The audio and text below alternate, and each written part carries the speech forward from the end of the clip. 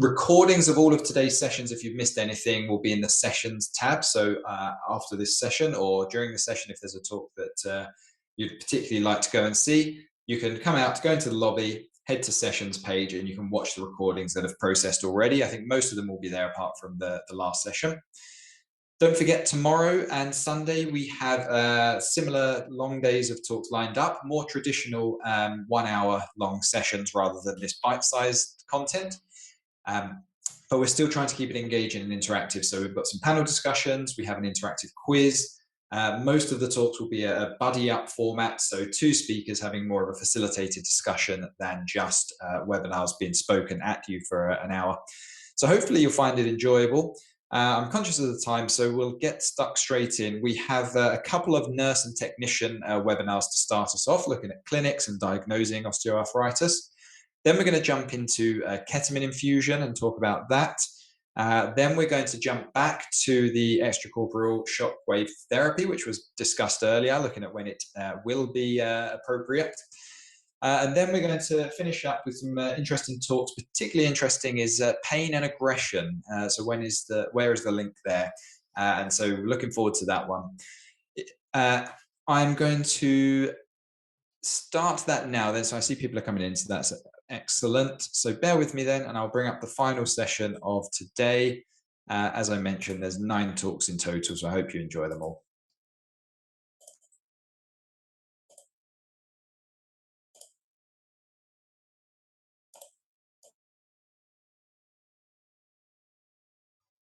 Hi everyone, thank you so much for giving me some time to speak today. I'm Andy Fullerton, I'm a vet and head of marketing for Vet Channel at Limp Bells. I'm going to talk to you about Mobility Matters, which is an upcoming campaign.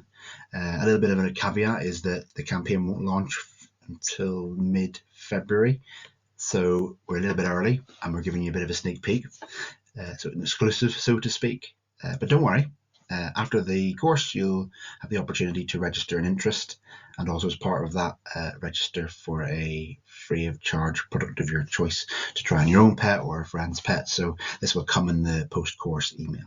So let's get on and talk about Mobility Matters.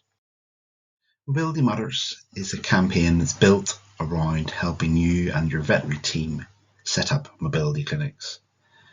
We've got quite a clear mission to improve awareness of osteoarthritis with your clients and help you help their pets, encourage owners to talk to you about it, and also help you with building that multimodal management plan for each case. So the campaign itself is a group of assets and some training, but not technical training like you're getting today, more so us helping you and your team put that clinic together and make sure it's a success. Another key aim is to ensure that we get the whole team involved. Obviously, we know that vets or nurses can run the clinics, but there'll be a lot of sort of inter-referral between those 2 team members within the practice group. But not to forget reception. The receptions are front of house. They're seeing the clients all day, every day, and their fur babies, and are ideally placed to spot some of the signs of joint issues. So again, one of the key aims for us working with you is to help to get the whole team involved. One of the main assets in the toolkit is a guide to setting up the mobility clinic. And I know Hannah will have mentioned this at some point in the course. We will be providing you this as an electronic version, because obviously the campaign itself with regards to print isn't live yet, and you'll get this after the course. It basically goes hand in hand with what you're learning today, with lots of useful top tips. I want to help you make sure you're not missing anything when setting up mobility clinics. Now for a bit more of a sneak peek. We ran Mobility Matters back in 2019, and with COVID and everything, it sort of needed a bit of a revamp by the time we've got to this point. So we've spent a lot of time looking at what was in the toolkit previously, asking everyone what they found useful, and we've really worked hard to make sure that what we're helping you with and giving you in practice is actually something that's going to be useful for you. And one of the things that we got lots of feedback about, good feedback, was our Mobility Matter flip chart. So essentially it's like if you imagine like a desktop sort of A-frame calendar, and it's works both ways. You've got cat on one side and dog on the other, and essentially it's designed as a prompt for you in clinic on getting through each of the discussions you need to have with each client, because there's a lot to go through and it can get a bit overwhelming. You guys are going to be experts after today, but also when you go back to your clinic and try and get more people involved, there may be other people that want to help you, and this can be a really good guide to make sure as they're going through the clinic with the pet owner, they don't miss anything out. Obviously, when you get this, it's important that you familiarize yourself with each step and make sure you're comfortable with it and it fits with your practice. Again, it's not designed to be like prescriptive for you.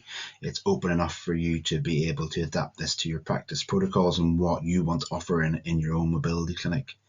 And it's also important when you're talking through this before the clinic, even to think about the client type that's coming in to see you and what barriers they may have to some of the suggestions that you're going to give. And I'm sure Hannah's talking about that lots today. So obviously, if we start to pick goals for them that are easier for them to do initially, there's more chance of better compliance and obviously a happier pet owner and a happier pet. And on top of this guide, we have a lunch and learn for you. The lunch and learn is not designed again to be detailed training. It's more time for you and the people that you want to be involved in mobility clinics to have some time to think about how we're going to set them up and set some clear goals and objectives so that we can make sure that this happens. I know myself from in practice that there's lots of things that we want to do, but in our busy lives, it's really hard to get things off the ground. And that's really what the lunch and learn is set to do. It's also got a section in it to talk through the flip chart for people who are going to help you with mobility clinics. But the main goal is to have those open discussions about how we're going to make them a success. We also supply some other tools, a mobility assessment and tracking form. This is in a paper version, but also an electronic version that can be filled in on a PDF and then attached to notes, which is quite handy. It's not designed to replace validated measuring tools for monitoring, but it's a nice little starting point for you. But also, we focus on how you're going to tell your clients that you've got mobility clinics. So we've got dog and cat emails for you, email templates. We've got social assets to help you raise awareness to your clients, as well as a Mobility Matters window sticker and a champion badge, which I presume you'd be wearing, but essentially it's so that everybody in the practice knows who to speak to. And also when you're speaking to clients, they can see what you're passionate about and maybe will open some conversations there. We'll also provide a digital version of the flip chart because obviously you're going to go through a lot of information in that first clinic, and a lot of it will go in one ear and out the other. So the opportunity for your clients to be able to read all the information you've been through in sort of a succinct way when they get home will mean there's much more chance that they'll take in the information that you want them to. So that really was a whistle-stop tour and a sneak peek of what Mobility Matters looks like. As I said at the beginning of the presentation, we'll provide you with a form that you can fill in post-course that you can obviously register an interest, and when we have all the campaign live and active, our sales team will be able to contact you if you've indicated that on the form. This is a starting point as well, and Mobility Matters will continue to evolve as we work with practices and learn what works and what doesn't, and what successes we have, to have a really strong toolkit for you to ensure that your mobility clinics are a success. So I hope you enjoy the rest of the day with the CAM team. I know for a fact that this course is superb, and that we will see you soon at some point in the future. Bye. Hey guys, so it's me again, just taking this opportunity to jump on what was started by the lovely Andrew Fullerton from Lint Bells and their project, their offering, their resource to better OA management, Mobility Matters. Now, we've teamed up with them. Canine Arthritis Management has teamed up with Lindbells to produce further learning for nurses, nurse techs, etc. And I wanted to just take this quick opportunity to just show you some of the content for the online course, which we're now hosting multiple times throughout the year. Straight into a pick a mix of different slides that you will see during the CAM training. Identifying which pain. Now, osteoarthritis is a very complex disease. I mean that there's multiple things going on at any one point. And classifying the dog as being in pain is a very simplistic, because multiple different drivers of a resultant pain state are taking place. And by comprehending that there are multiple drivers, there's multiple pathophysiology taking place, means that you will be able to understand why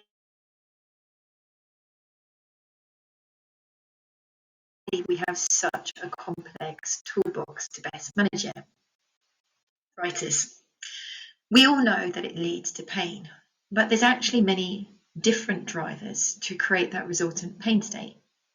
We've got our nociceptive signaling, which is associated with the degenerative changes within the periphery.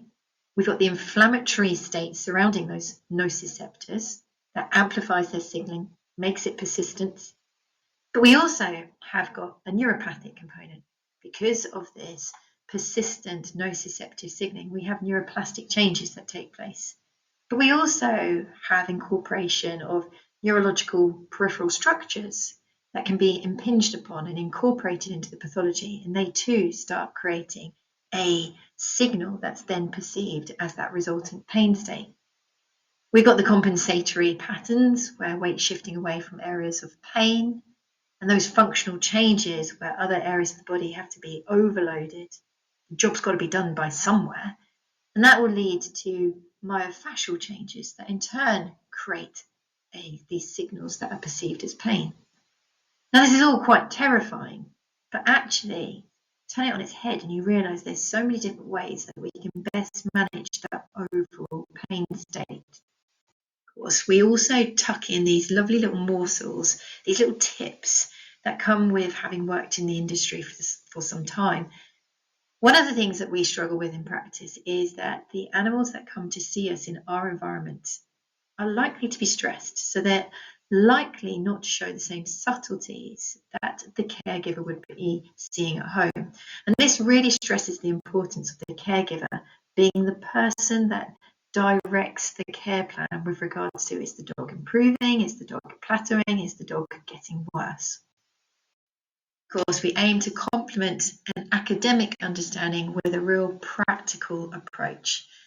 You'll find slides that reinforce your understanding of the pathophysiology of pain, but in a manner that we hope you will be able to utilise when educating your team and the clients in your care. With incredible lecturing skills and also some really dynamic slides, we hope this will reinforce your understanding and your passion for the topic. We do try to stretch you. We don't wish to intimidate you, but we want you to respect how complex pain is, how it's a growing field, how there are many different areas that we can attack that pain state for improved quality of life. To focus on areas that we really can do more about tomorrow. We can get in and start changing the way that we manage this animal's pain experience, because these are simple, easy to implement changes in their surrounding environment, in the way that we approach them, the way that we handle them, the way that we provide for them, that will hopefully influence their pain experience. Because we know pain is a phenomenon that's composed of the actual signals that signify potential or actual harm, but also how they feel about it and what it means for them. And that gives us an opportunity to influence how they feel about their pain. So their interpretation of their condition can potentially be affected, and we tackle that within the course. We wish to keep a real element of practicality, and a certain and substantial part of the day we look at what can you achieve in practice, and we take you through in a step-by-step way of simple and easy to implement changes that your practice will not find a hindrance. They'll be intrigued initially, and then they'll be swayed, and then it will become established, and everybody else will start seeing how these simple adjustments to practice life can have such a strong impact on you, your team, and the animal and client in your care. We introduce many of the CAM resources. We have a flip chart that we hope will make your lives a lot easier. The flip chart is designed in a way that you can use the back as a crib sheet for yourself whilst presenting a very well presented message to the client. So it's a really, really good tool for building your confidence, creating structure, allowing you to flow, whilst the caregiver is also not only listening, but also reading, which we know will reinforce their learning. Throughout this flip chart, you'll have these easy to read little crib sheets that can just prompt you and build that confidence. It gives you a structure of how to approach your consultations. What we have over the years found a very effective way to establish a level of understanding in the client that is sufficient for you to start your osteoarthritis management journey. We use some really clear and easy tools that CAM's been using now for good 10 years to ensure that the communication not only in the team and between colleagues, but also between the team and the caregiver is nice and clear, so that we can all understand what our mutual ambitions and needs are.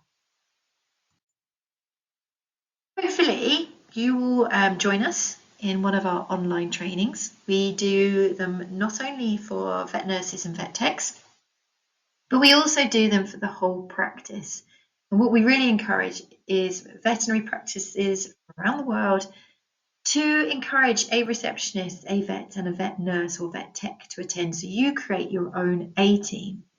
What we do find a lot with CPD is you can go away and you can invest yourself for a day, for 2 days, whatever it might be, and you come away feeling really enthused, and you come back to practice. And unfortunately, all the obstacles in practice life mean that you don't put your new understanding into implementation as quickly as you should, and it starts to fade and it starts to wane, and suddenly everything that you learned feels a bit too hard to implement. But by being a team and coming back to the practice as a team, and you have that shared enthusiasm, it's more likely that wants and wishes will become established. So good luck in practice. Yes, this is a real life photo. This actually did happen. I think I was 3 years graduated, and within a consult room, the child that was standing there disappeared. We spent a few minutes looking for her before we found her. So clinical practice is a fun place, and what we try to do at CAM is bring together our academic understanding and the wish to pursue this gold standard approach, but into a real contextual, possible manner. We look forward to hearing from you.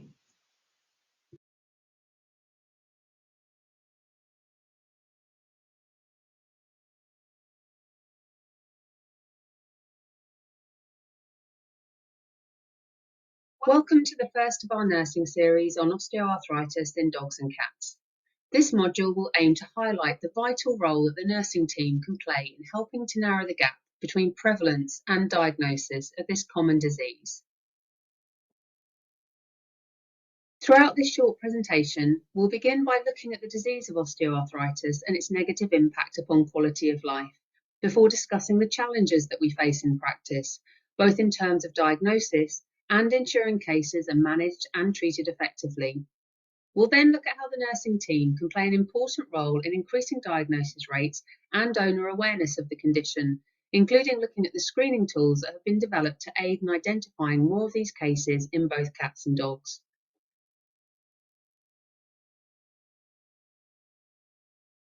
Osteoarthritis is a chronic, progressive disease of the articular joints. The disease process is initiated by one or more changes that affect the joint, and we term these inciters to the disease.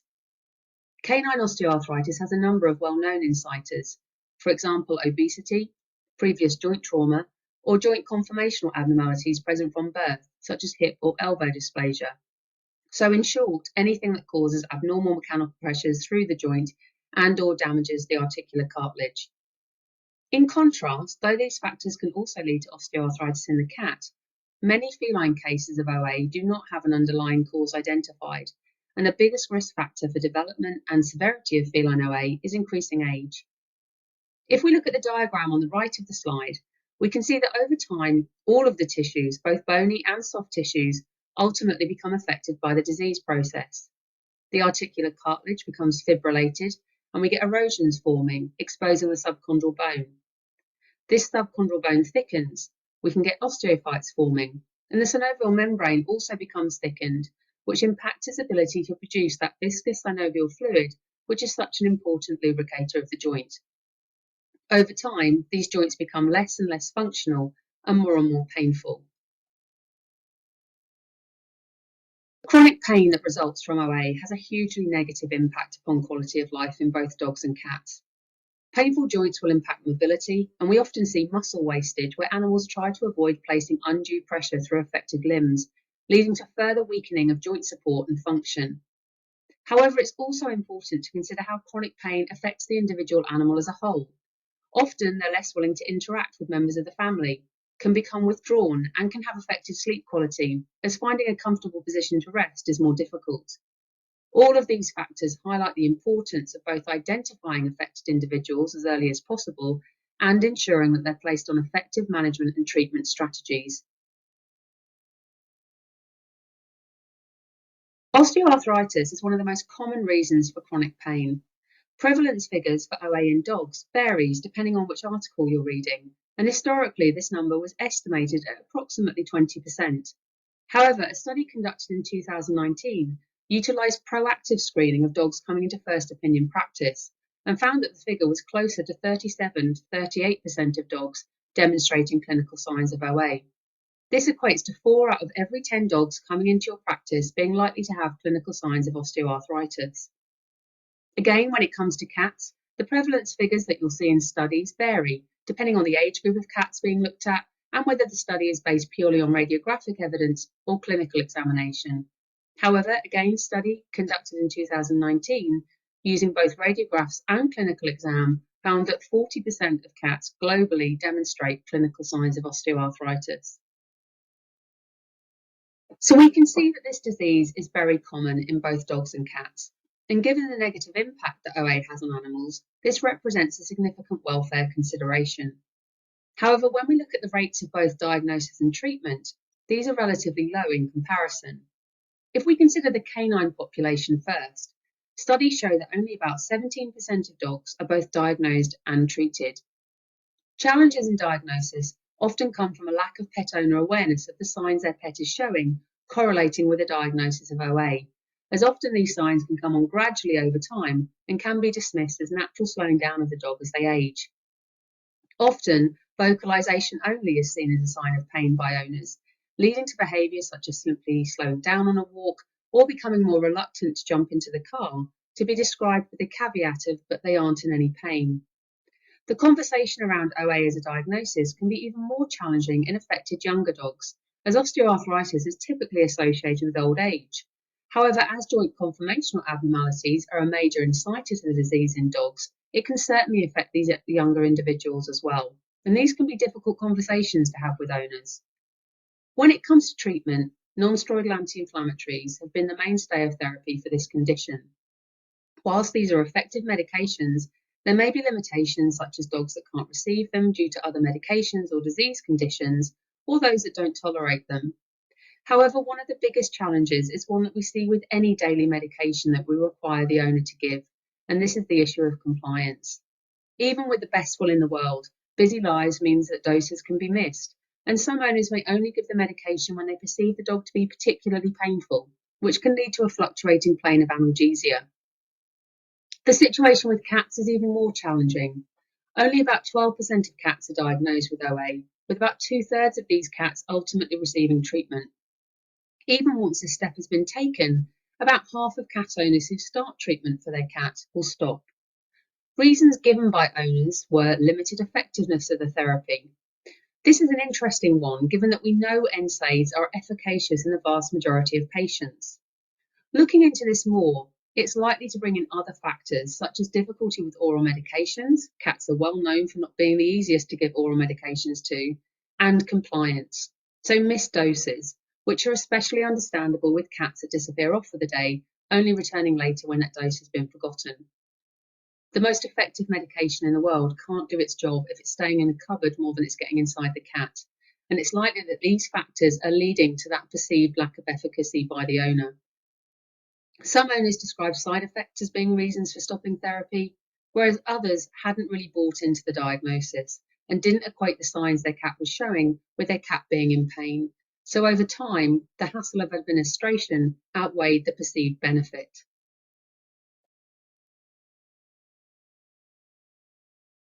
Unfortunately, there's no way as yet of curing OA.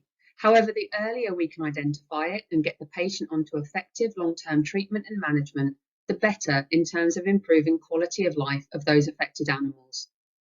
A large part of helping to narrow the gap between prevalence and diagnosis is around owner education.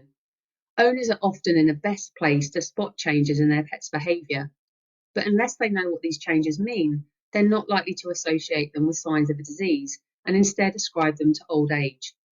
Animals, particularly cats, are also good at hiding signs of pain or ill health, which means that earlier, more subtle signs or changes can be missed altogether. The use of posters and leaflets in the waiting room outlining the common signs of OA, or using a practice social media page to communicate this, can be invaluable in raising awareness. Zoetis have a number of pre-written blogs and videos that have been developed for this purpose, plus waiting room materials, so please do contact your local account manager if you'd like to learn more.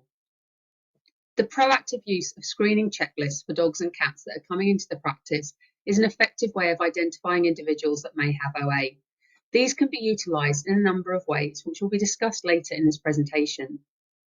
It's important to note that all breeds should be screened, and we should screen early, especially in dogs. If I asked you to think instantly of a typical patient with OA, I imagine most will think old fat Labrador. Though you wouldn't be wrong, as there are certainly breed predilections for developing OA, and we see more older patients with the condition than young, all sizes and types of dog can develop OA. And we do see this disease in younger animals as well as the older patient, so it's very important to include these individuals during screening. Having conversations with owners around general behaviour changes are also really valuable. This is particularly important for cats. Behavioural changes are the most common signs of osteoarthritic pain in cats, and when they're brought into practice, we rarely would see any of these behaviours, as most cats will have to be coaxed out of their carrier and tend to sit like a statue on the consult table. Asking owners about their ability to jump, how they manage stairs, about their play, and so on, can uncover important information about what that cat is doing in the home environment. Encouraging owners to take videos of their pet's behaviour whilst on a walk or at home can also be really useful to provide insight. These videos are also great to review once the pet's been diagnosed and is on treatment. After these steps are followed, the animal would then require a physical examination with a veterinary surgeon to confirm a diagnosis and discussion about which treatment option is going to be the most effective and suitable for both the patient and the owner for long-term use. Screening checklists have been developed which are quick and easy for clients to use and fill in. Both a canine and feline version have 6 top behaviours that correlate with a diagnosis of osteoarthritic pain in dogs and cats. You can see snippets from each of these on the screen, and they use a series of images and descriptions, meaning that they can be used both with owners who know about osteoarthritis and those that don't. If an owner ticks one or more boxes on the form, this would be an indicator for them to book an appointment with the vet, who can then perform a clinical examination and any other tests that they deem necessary in order to complete the diagnosis of OA. These simple checklists are really useful to both raise awareness in owners of this condition and identify animals that are likely to be suffering from osteoarthritic pain in a proactive fashion. They've been used in practices in a number of ways.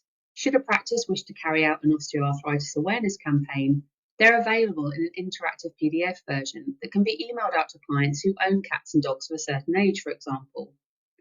The other option is that they're used in nurse clinics, for example, during weight clinics, claw clips, or senior wellness clinics.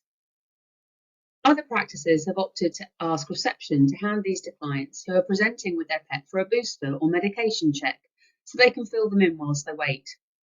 The key to all of these options is that we're taking a proactive approach to diagnosing more pets with OA, hopefully at an earlier stage rather than waiting until the client notices the problem and books an appointment to specifically discuss it, by which time we're often further down the disease progression.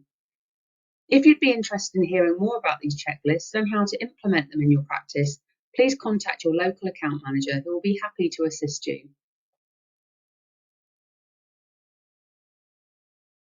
In summary, the nursing team can play a huge role in helping to increase diagnosis rates of OA by increasing owner awareness of the signs to look for and using screening checklists as part of nurse clinics in a proactive fashion.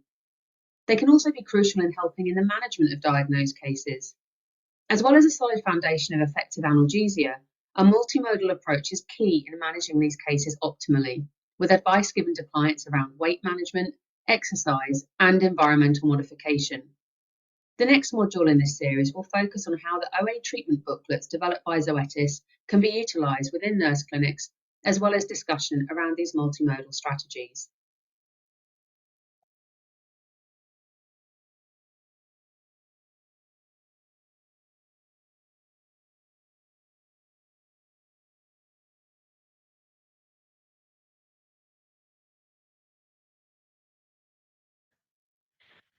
All right, well, hello everybody and welcome. I am really excited to be a part of this 3-day symposium on chronic pain, which is a passion of mine.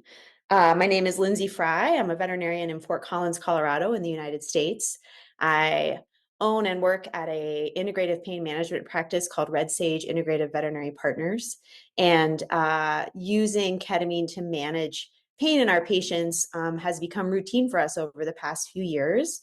And I'm really excited to share it with you guys with the hopes of inspiring you with how it works and also empowering you to be able to integrate it into your pain practice once you get back to practicing next week, hopefully. So first of all, just a big thank you to Canine Arthritis Management and Hannah for including me in this. I'm really excited to be a part of such a comprehensive and exciting platform. And then for today, I'd really like to review ketamine with you guys, kind of get you re-jazzed about how it works, and also dig into the data a little bit on how it's working differently than we have traditionally thought, and maybe doing more than we traditionally thought. Dig into the literature a little bit. I do love lecturing as it gives me the opportunity to do a literature review and pull up some new and exciting stuff to share with you guys. And then I also want to bring my clinical and anecdotal experience. We're also collecting a lot of data for a few studies at Red Sage, and I want to share some of that with you as well. We'll talk a little bit about how to choose a case, how to dose, and what kind of outcomes you can expect, or how to define a case as successful. There are some questions I get really frequently, so I'm going to try to touch on those at the end. And hopefully after this, you will go home and be able to start using this in practice. So first of all, I just want to do a one-slide review of maladaptive or chronic pain, which all of you will be experts in after this whole symposium, but probably most of you already are, or are at least interested. But really, when we're talking about chronic pain, and more specifically maladaptive pain, this is when pain has gone from just being a symptom of a disease to actually being an independent pathology all on its own. So it requires its own management alongside management of that primary pathology. So now we've got this second disease that we're managing that is maladaptive pain. And when we have this condition, there are very well recognized functional and structural changes that happen within the pain pathways of the nervous system that we can target with our therapies. And these maladaptive changes that happen can be associated with lots of different kinds of pain. So chronic pain, pain that's been going on for a long time, longer than 3 months, some people will use as a definition. Neuropathic pain, where we actually have injury to the nervous system itself. Musculoskeletal pain, which we all know really well, and many, many more. I have a list here and you can look at them. But all of these have the potential to induce these changes in the spinal cord that we associate with maladaptive and chronic pain. And I think what's important to recognize too, especially as we dive into ketamine, is there are other conditions that we often see associated with maladaptive pain, especially related to depression, anxiety, changes in behavior. And on the human side, these are considered comorbid conditions. So if you are depressed, they will often assess you for pain. And if you have a chronic pain syndrome, you are often assessed for depression and anxiety because they are so intimately related. So I just want us to accept all these things as given as we move into talking about ketamine, knowing that you'll get to dig into these more through the weekend. Another concept I think is really important is this concept of neuroplasticity, which we'll come back to. So these changes that happen in the nervous system are part of its plasticity. So this is the potential for the nervous system to change in response to external stimuli. And these can be functional changes or even truly structural changes of the nervous system itself. And it's all from an external influence. So this is how we can impact these changes that we see in these patients who have maladaptive changes in their spinal cord and nervous system in general. And then there's this concept of the neuroplastic window. So there's a time as an animal is developing pain or has had a painful stimulus or even has a condition that's just painful as the disease itself, where the spinal cord especially is more plastic. So there's a time in the disease that defines this neuroplastic window, but then there's also things we can do to try to reopen or prolong that neuroplastic window. So when is the nervous system going to be receptive to our modalities, our pharmacologics, whatever we're doing to try to intervene and address pain? So we really want to be able to recognize that there is this plasticity, and there are certain times in disease when that plasticity is more accessible. So now we're going to dig in. This is a t-shirt I got for my whole team at home, but we're going to talk about ketamine. So let's dive in and do a little review. So ketamine is not a new drug. It was discovered in the 1960s and used actually on the battlefield on the human side as a short-acting sedative and analgesic. It is very commonly used in veterinary medicine, which I think is exciting for us, as this is not a new drug that we're not used to or don't potentially have sitting on our shelves, but it's accessible all over the world in all different levels of practice. And most of you, I would imagine, have already been exposed or are already even using it. So it's one of the only dissociative anesthetics we use. In the United States, it's available as a racemic mixture. So there are two enantiomers. We think back to chemistry.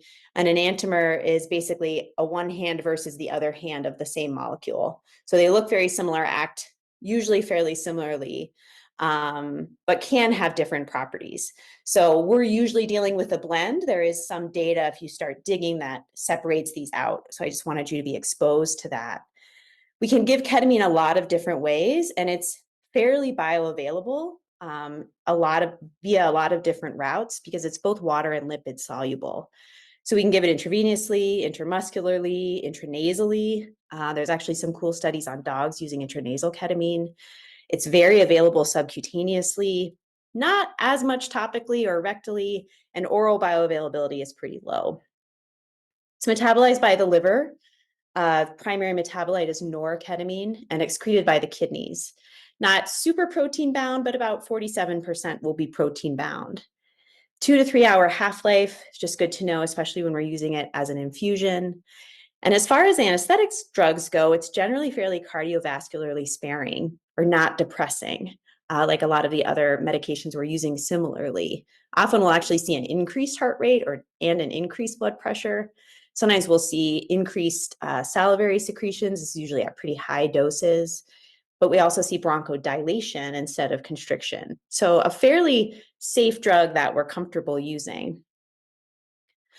Generally speaking, when we think about ketamine, we think of it having its primary action at the NMDA receptor. So I wanted to review with you guys just a little bit about what the NMDA receptor is and where it is and how it works. So you can see in this diagram, we have the nociceptor, or the primary afferent, coming up, that's blue.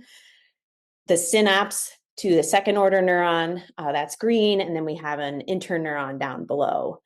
And the number and distribution of receptors at this synapse determines how excitatory that synapse can be, or how easily a signal can flow from one to the next. And glutamate is our primary excitatory neurotransmitter. And NMDA channels are one of the cation channels that allow flow of ions into that second order neuron. Generally speaking, and I think you can see here, so an NMDA receptor kind of in your resting state is blocked by a magnesium plug. So it is not letting ions flow into that secondary neuron. If you have excessive membrane depolarization, so you're getting pain signal, pain signal, pain signal, pain signal, the NMDA receptor opens and that magnesium plug pops out. And now we get more free flow of ions into that second neuron. So it becomes much more excitatory. And this is really the cornerstone and one of the primary changes that we see when we say a nervous system has central sensitization. The transmission from that first to second neuron has become much easier and much louder because these NMDA channels have been opened. And so what ketamine does is it actually goes back in and blocks that channel. So it quiets that synapse that's been overly excited and has gotten too loud. And that's fundamentally how ketamine works from an analgesic mechanism of action. What I think is really interesting is we think about blocking that signal as kind of being the end of the process. But what really happens when that signal gets loud and more glutamate is able to bind and thus more ions flow, there are a lot of retrograde things that happen, or downstream changes that happen from that activation. And all of this basically leads to synaptic enhancement. So the synapse between one neuron and another gets stronger, the path gets more worn. And so that's the way signals will go. And NMDA opening plays a really big role in that. And this really becomes important in the brain, especially as certain areas of the brain kind of get well-worn paths to them, and we lose input to other areas. And this is often how we develop learning and memory, and pain memory especially. And it can actually lead to changes in genetic expression of receptors and proteins and change the way those cells behave. So ketamine prevents that. So we think of ketamine as preventing hyperalgesia, preventing central sensitization, and restoring plasticity to these paths that have become well-worn. So this is opening that neuroplastic window, because we're saying, hey, these paths have become really well-worn, we're going to block them and encourage more normal distribution of synapses or signaling. And what's really exciting is we think of this in the dorsal horn, especially, but also in the brain. But it turns out NMDA receptors are all over the nervous system. So there's actually NMDA receptors at the tertiary synapses in the brain, all over the brain, at the interneurons in the dorsal horn region of the spinal cord. We know they're on that primary afferent and secondary neuron. And then what's really interesting is there are actually NMDA receptors on glial cells. And glial cells are widely distributed through the nervous system. They're in the periphery, they're in the spinal cord, they're in the brain, and they play a really critical role in potentiating pain and activating synapses. And now we know we can interact with those glial cells via the NMDA receptor. So I wanted to show you guys a little bit more about glial cells, because I think they're really critical to the discussion of chronic pain, and also to understanding how ketamine is going to impact chronic pain states. But glial cells traditionally were thought of as just sort of innate or benign support cells throughout the nervous system. But we've learned they're actually very, very active, and they behave similarly to macrophages. And when we think about macrophages, they can be in a pro-inflammatory state or an anti-inflammatory state. And glial cells are very similar. They can become activated and they start releasing and excreting a lot of mediators that will potentiate travel through the synapse and signaling through these synapses. So they can enhance this facilitation at these synapses. They also are really critical in scarring within the nervous system. So when we think about neurologic injury to a peripheral nerve or the brain or the spinal cord, we think a lot about gliosis and glial scars. So again, acting kind of like macrophages and trying to promote healing, but can promote scarring. And what we've learned is once glial cells get turned on, and I'll show you guys this next image, they actually get turned on very quickly, sometimes within seconds or minutes, especially if you have a nerve injury. So this is a rat spinal cord, and you can see on the left, this is where the sciatic nerve was intact. And on the other side, this is just 60 to 90 seconds later, the nerve was ligated, and you can see the dark areas are activated glial cells. So it happens very, very quickly. And sometimes they don't turn off when they should. And we see this potentiated pain that can last a very, very long time. And this is one of the primary mechanisms we think of as a cause for opioid-induced hyperalgesia. So people who have been on an opioid for a long time and then come off their opioid are often more painful than they were before they started the opioid. They were good when they were on it. And that's because we see this glial cell activation. And as you can see, it happens very quickly and it's very diffuse. So these cells are throughout the nervous system. So really a key target if we're going to be effective in addressing these neuroplastic changes that happen with chronic pain. So I want to shift gears a little bit and we'll come back to glial cells. But ketamine started getting a lot of attention in kind of the early 2010s for its impacts on humans suffering from a variety of mental illnesses, whether it was depression, PTSD, suicidal ideations, many, many more we've learned about. And they were finding that if they treated people who had depression with ketamine, they were getting really rapid changes in their level of depression that lasted well beyond the half-life of the drug. And it sort of sparked this resurgence in research on ketamine. And if you look at the PubMed data, you can see this huge jump in ketamine research starting about this time, which is really exciting. And we started to look at, hey, if it's just binding this NMDA receptor, how are the effects lasting so long? What's going on? And we're actually learning that there are structural changes within, especially the brain, because they were looking at depression and anxiety, but now we're seeing them throughout the nervous system, that there are structural changes to the spinal cord that lead to this lasting, or to nerves that lead to this lasting effect of ketamine. So I wanted to show you guys a few of these images from some of these initial studies around 2012, where they actually look at nerves and look at dendrites and synapses on those dendrites and see that ketamine makes structural changes very quickly within hours that then last. So this is a figure from one of those studies where they induce stress actually by giving cortisol. And you can see these images of these dendrites here where there's a baseline, then they induce chronic stress and we see changes. So we see loss of some dendrites and gaining of others. Then they give ketamine and 24 hours later, we are seeing restoration of lost spines and also regression of spines that were abnormal and shouldn't have been there. So this is kind of wild. So I want to bring us back to this neuroplasticity conversation, is that we can shift this balance and reopen this neuroplastic window by using ketamine. And then we can create functional structural changes within the nervous system. So it got very exciting. So it made the jump from depression and anxiety over to chronic pain, which is not a huge surprise because we know they are intimately related and share many similarities in their neural pathways. And they started to see that pain that was refractory to a lot of other treatments was responding to ketamine. So this is one of the first studies. It was a 5-year retrospective analysis. And these were all patients who had failed pain management for a chronic pain syndrome. There was a variety of syndromes. Complex regional pain syndrome, that's what CRPS is, was overly represented.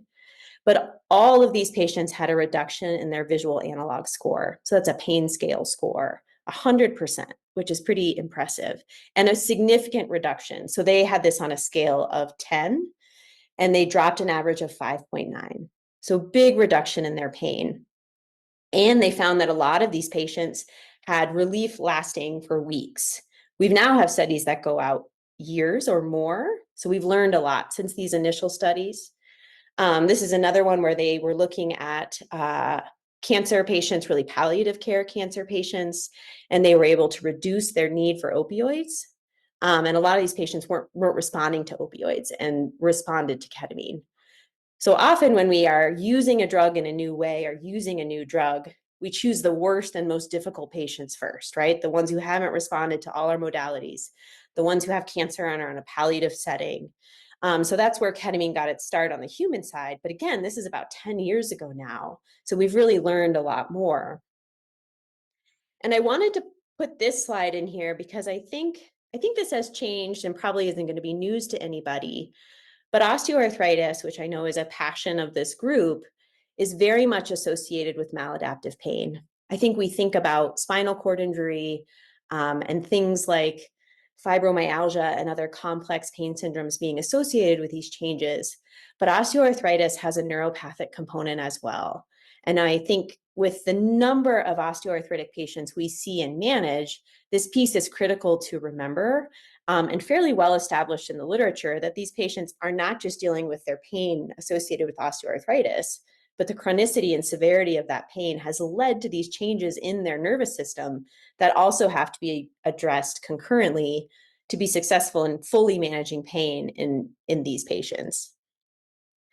So moving a little further in history, in 2018, a lot of the human pain groups actually released a consensus statement on using ketamine for chronic pain, which is exciting because they take all of the data that they have and start making some recommendations. And the overarching theme here was, it seems to work, it seems beneficial, it seems very safe. We just aren't totally sure how much to dose it, how long is the infusion, what types of cases respond best. But there was enough happening and enough out there that these fairly heavy-hitting groups felt compelled to release a consensus statement. So I think this is exciting and empowering to us in a one medicine sense. And that's an open access paper, so you guys can access it and look at it. And it's actually becoming a little dated at this point because now it's 2018, but some good introductory information in there. So based on all this, it's very compelling and very interesting that ketamine can impact this neuroplasticity, and it can potentially open the window for us for our other modalities that we're using as pain practitioners, as rehabilitation practitioners, as general practitioners, whoever we are. We can reopen that window so that we can impact the nervous system and better manage pain. And this is just a list of the ways basic science and rodent research and human research is showing us that it's able to do more than just the NMDA activity that we've sort of rested on for so long.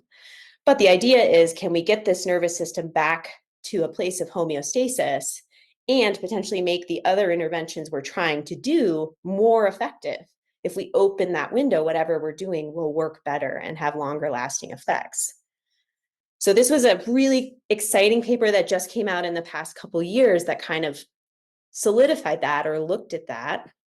So these guys were looking at rats who had an induced spinal cord injury and either recovered in a plain cage with shavings, a cage with stuff in it, and I'll show you a picture, but like ramps and tunnels and things to do, an enriched environment, which we already know from historical data that those rats will recover better, both from a nociceptive and a motor function standpoint. And then they took rats and induced spinal cord injury and gave ketamine. And then they did both. So some rats got ketamine and an enriched environment, and they compared these in kind of functional outcomes. And then the rats were euthanized and they actually looked at it histopathologically. So these are those 5 groups I was just describing to you guys. And you can see the standard house with shavings, the enriched environment, and then kind of their protocol for giving ketamine, a fairly high dose. So you can see on the bottom axis of these graphs is days after spinal cord injury. And then we have various pain measurements here. So this is withdrawal time and withdrawal latency. But what I want you to look at is the gray line is the sham group. So that these rats had no spinal cord injury at all. The red line are the rats who had induced spinal cord injury with no intervention. The black line is the ketamine group. The blue triangle, sorry, is the environmental enrichment group, and the blue squares is the combination, environmental enrichment and ketamine, EEK. And what you'll notice is both ketamine and environmental enrichment did better than the group that got no treatment. But when you look at them synergistically in the last set of graphs, you can see that there's a big jump in efficacy when these two things are combined. So the rats who got ketamine and the enriched environment did even better than those who got just one or the other. So there's that synergism, that opening of the neuroplastic window and using something like environmental enrichment and getting more out of it. Then this is really cool. This is obviously after euthanasia of these rats, but we saw a huge reduction in glial scarring. So these are images of the glial scars, and you can see the spinal cord injury is very large. Ketamine is smaller, environmental enrichment is smaller, and then the combination is even smaller. So we're impacting the behavior of these glial cells and how much scarring we get in the nervous system, which is, I think, really exciting and cool. Then this graph over on the other side actually shows NMDA receptor activation. And you can see with spinal cord injury, it's huge, lots of green, and everything is really lit up. So that's a lot of NMDA receptor activation. And then if you move down, you can see that ketamine significantly reduces it. Environmental enrichment significantly reduces it. But then together you get even less. So there's this really neat synergism between essentially a rehab modality, right? Environmental enrichment is these rats are moving more and doing different things with their bodies. We get more efficacy. And I just thought this was a really cool study. There's a whole bunch more outcome measurements that you guys can look at. It's an open access paper in Frontiers. But these rats moved better. They had less pain. Really, really exciting and cool stuff. So what do we know in dogs or in cats? What do we have on the veterinary side? And there's more papers than this, but I think these are the two most interesting and the two most relevant. So I pulled them out. So in 2002, Wagner, who was at Colorado State University, looked at dogs who were getting amputated, primarily from an osteosarcoma. So lots of pain. And they got a bolus and then an infusion during surgery and then post-op. And those who got the ketamine infusion had longer lasting pain relief and better sort of mobility and quality of life scores for longer. So days after going home. So we start to see, okay, maybe there's the same effect in dogs where we're seeing an impact on the nervous system that's longer than just the drug being in the body. Then this one was really interesting. This was in more of a lab type setting where they were actually looking at trying to use ketamine as a sole agent for anesthesia, which it didn't work great for, but they did find an 81% reduction in temporal summation. And what temporal summation is basically a measure or an indicator of central sensitization or those changes in the spinal cord. So a stimulus is painful, and then you hit that same spot again and it's more painful. So there's been changes that have ramped up to make it more painful the next time. So when animals are on ketamine during an infusion, we see a significant reduction in that temporal summation. So that's that anti-hyperalgesic effect. So I think it's reasonable to assume that a lot of what we see in this rodent data and human data likely applies in dogs. So if we want to go home and start using this, how are we going to choose patients in our clinical setting? So we're looking for those patients who have had these maladaptive changes. So do they have chronic pain? Have they had pain for a long time, longer than 3 months? I would venture to say that's the vast majority of our osteoarthritic patients. Do they have evidence of hyperalgesia? Is something much, much more painful than it should be on my exam? Does it seem disproportionate to the injury? Are they painful to things that should not be painful, like getting groomed, getting pet, getting touched? Are they painful in areas that shouldn't be painful? Are there changes in behavior? Do we see anhedonia? That's the inability to experience joy and pleasure. Are we seeing learned helplessness, which we'll talk a little bit more about? Like, do they not want to jump in the car and they don't even try anymore? Do they not even ask to go on walks? Do we kind of see this change in overall attitude where they're sort of accepting pain and potentially suffering? Are they not responding to meds as we would have hoped? Are we not achieving good pain control with what we're used to using conventionally? Do we know they have a neuropathic pain condition? Do they have a spinal cord injury? Do they have syringomyelia? Do they have what looks like complex regional pain syndrome? Do we have a known diagnosis that puts them into this category? So these are the patients I'm selecting for. We've treated a little bit more than this now, but about 165 patients. We've done 506 IV infusions as of the time of making of this slide. They tend to be older. They're about 10 to 11 years old on average, but we've really treated all ages.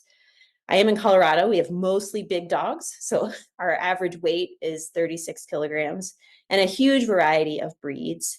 We've also treated about 35 patients with 58 home infusions using a subcutaneous infusion instead of an IV infusion. And I'll tell you guys a little bit about that. Here's a distribution of the conditions we're commonly treating. You'll see these percentages don't add up to 100% because a lot of them are the same patient, has more than one condition.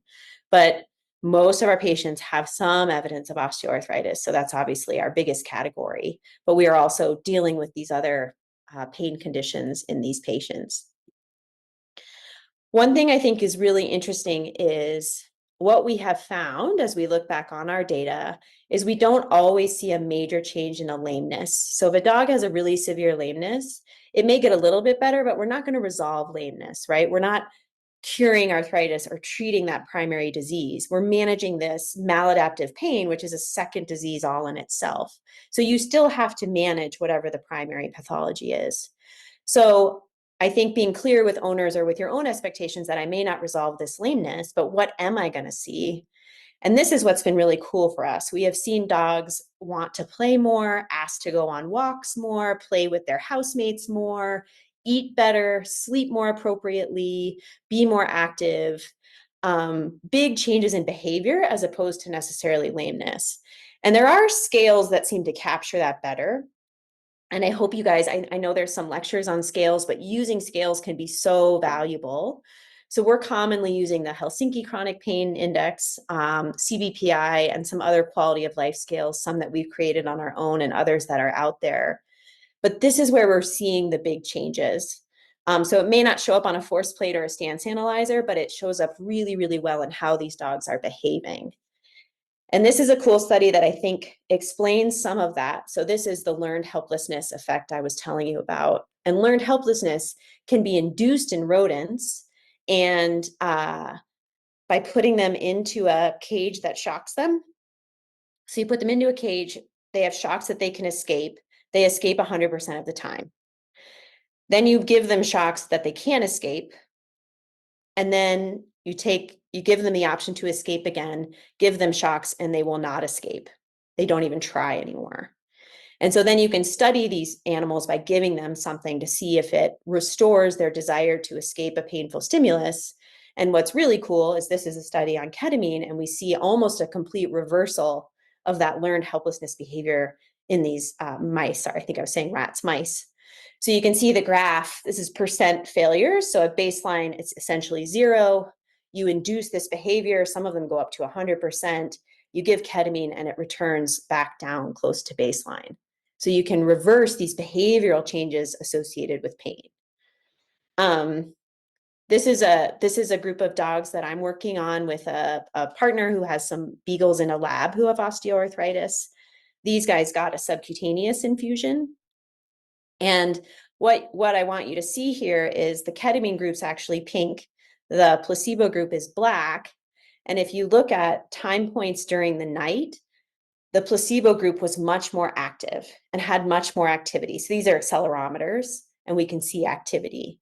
And what's really interesting is these old beagles who have osteoarthritis who got ketamine seem to rest better, more consistently through the day, but especially at night. So kind of a cool study that hopefully will be out soon. You guys can see. So should we be screening these guys before we give ketamine?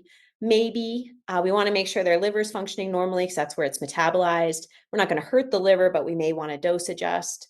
Can they appropriately clear ketamine? Is their kidney function good? Do we need a dose adjust for that? Potentially with a seizure history, head trauma, glaucoma.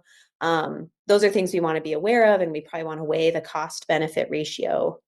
We can sometimes induce tachycardia or arrhythmias with ketamine, so checking an EKG, or being cautious if you have a known arrhythmogenic condition. Same with hypertension. Probably don't want to give it to a dog who has uncontrolled hypertension. Long term, maybe not. We're probably not doing a lot of harm with ketamine. Ketamine abusers who are humans can get kind of a cystitis or more prone to urinary tract infections. So should we be monitoring their urine? Maybe. Adverse events are very rare. We have seen very few of them at Red Sage. We had 2 dogs get tachycardic and turned out they had undiagnosed DCM. And the cardiologist said you can continue with their ketamine infusions because they're responding, just monitor and dose adjust if you start to see tachycardia. But otherwise, we really haven't seen significant adverse events. So I want to talk a little bit about how we have ended up dosing at Red Sage, as we've done quite a few infusions and have learned quite a bit from doing them. But we do typically start with a bolus. Initially, we were starting at 0.5 milligram per kilogram, but found that a small set of dogs got a little dysphoric with that high of a dose. So we reduced it down to 0.2 milligrams per kilogram and give it slowly over 2 or 3 minutes. And we've really eliminated that kind of initial dysphoria in a very small subset of patients. Then we run an infusion, and we started at 2 micrograms per kilogram per minute.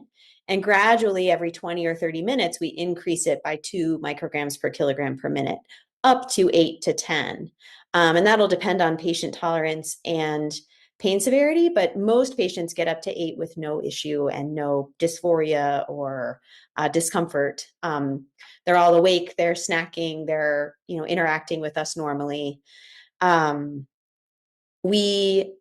Once a patient has had an infusion, if we're going to do follow-up infusions, we can just start them at the dose we left them at. So if they got to 8, we can start them right at 8 the next time. So we don't titrate up every single time. And then we run that infusion for 4 hours. And that's based on the data we have currently. And it seems to work very well. So we also will do subcutaneous infusions. So if being in the hospital for 4 hours doesn't work for a patient, they're a little bit anxious, we can send home an infusion pump. So hopefully this video will play. Yeah, so this is a dog wearing one of the infusion pumps at home. So you can see she has a little shirt on. There's a subcutaneous pump on her back. The brand we use is called RX Actuator Pumps. But they can walk around their house. They can generally be their normal selves. They can run for up to 48 hours. They are at a set rate, so you can't titrate up your dose. So since they're running for longer, we're often choosing a lower dose for these dogs. So 2 to 6 mics per kg per hour, depending on the pain level you're treating. And since they're not IV, we typically don't do the bolus in these patients. But you can see her name is Danny, and she's wearing her pump very comfortably. So this is that set of beagle dogs I was telling you about that we looked at the infusion pumps on. And you can see at day 0, they got their pumps on, and you can see a nice decrease in these scores. And on this quality of life scale, a lower score is better. So we see a nice improvement in these beagle dogs getting these infusion pumps. And these were dogs with osteoarthritis. So really quickly, I do often get emails and questions about ketamine infusion. So I just wanted to hit a few of the commonly asked questions I get.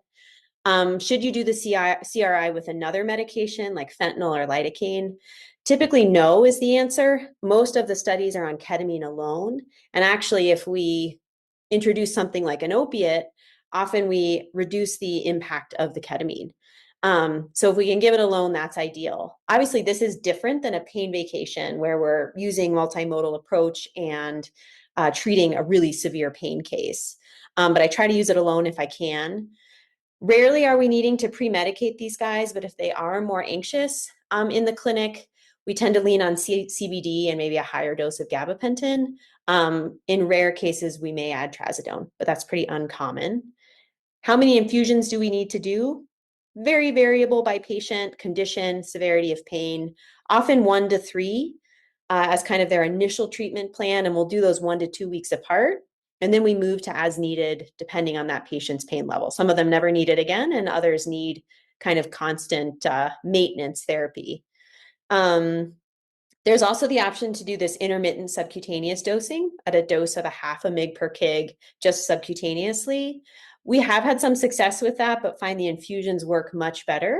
And that's what seems to pan out in the human data as well. Some subcutaneous injections, yes, helpful, but just don't compare to the infusions. So certainly worth a try. If you're in a pinch and can't run an infusion, you can just give a subcutaneous dose. But if it doesn't help, don't give up on ketamine. Lastly, are we treating cats? And the answer is yes. We use a very similar dosing program in cats. We've actually used the little pumps on cats too in the hospital, especially old kitties with gnarly veins that you can't get. But yes, you can use it in cats for sure. So that's it, the quick rundown through ketamine and why you should be using it. Thank you again so much for having me. This is my crew, both human and non-human, here in Colorado. So I hope you enjoyed it and learned something new and feel inspired to start using this on your patients.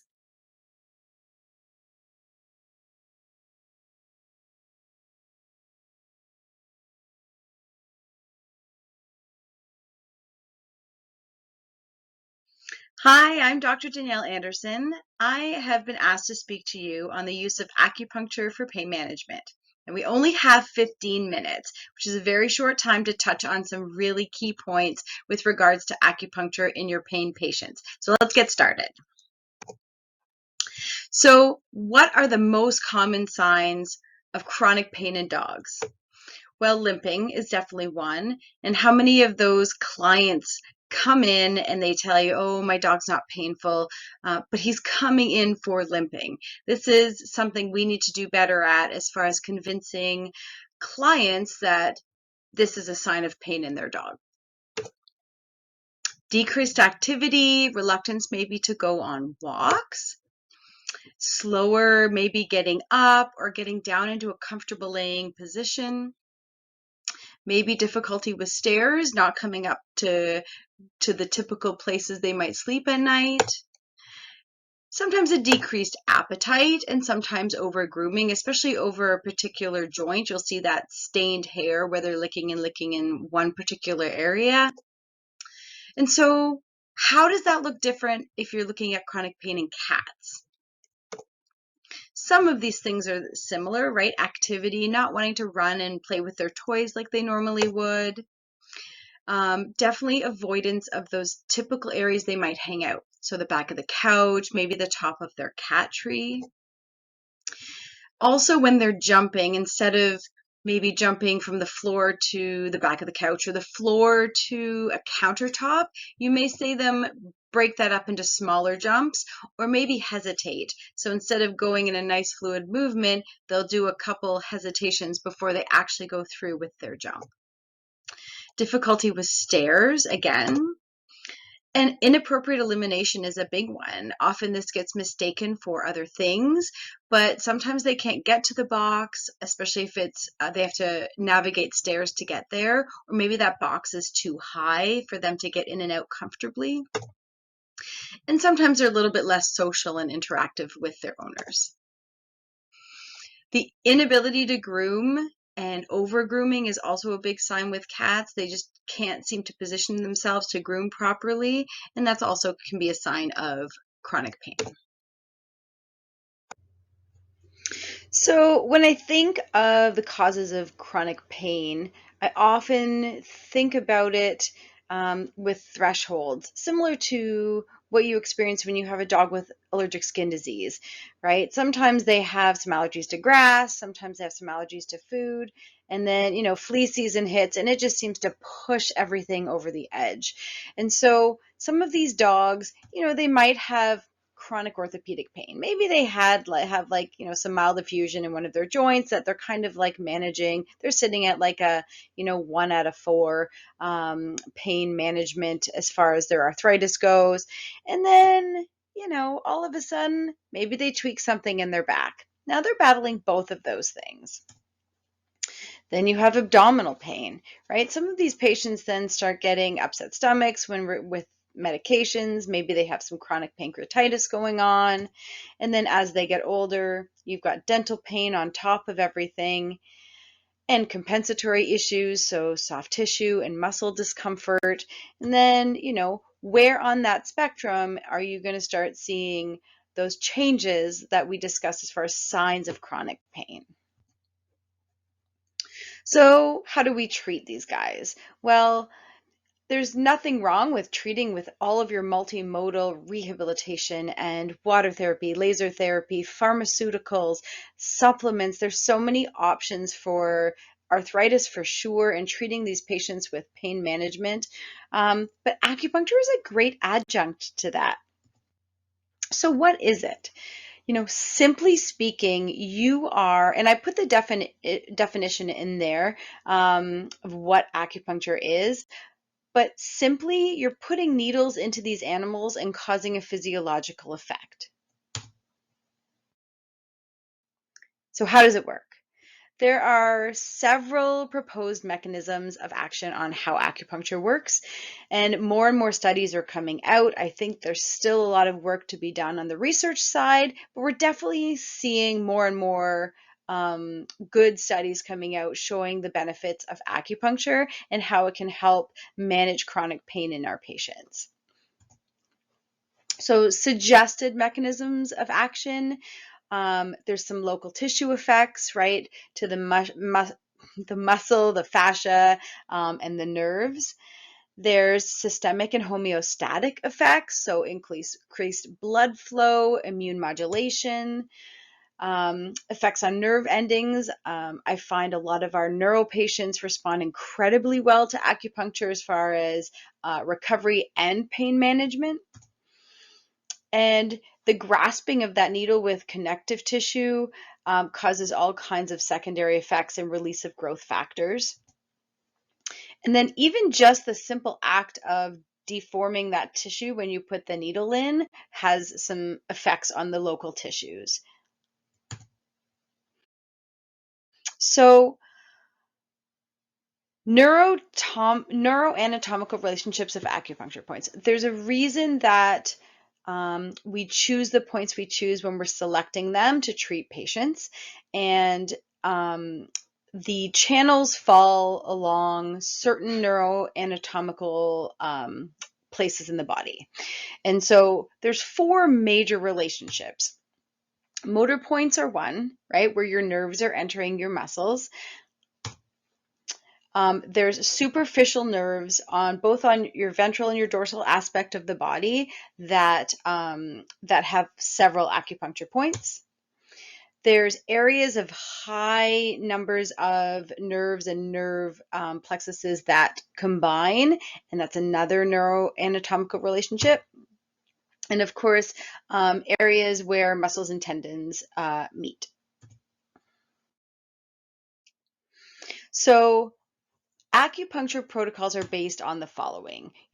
What do you need to address? Do you need to address myofascial pain?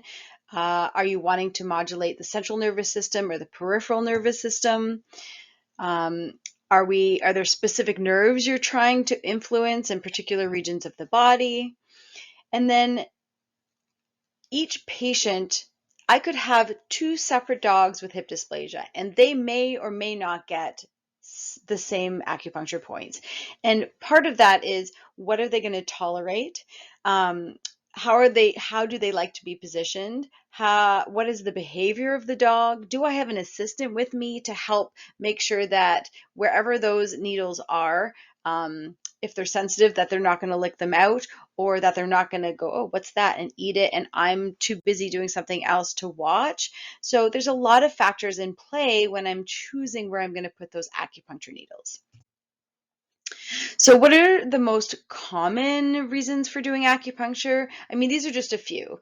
There are so many indications for acupuncture.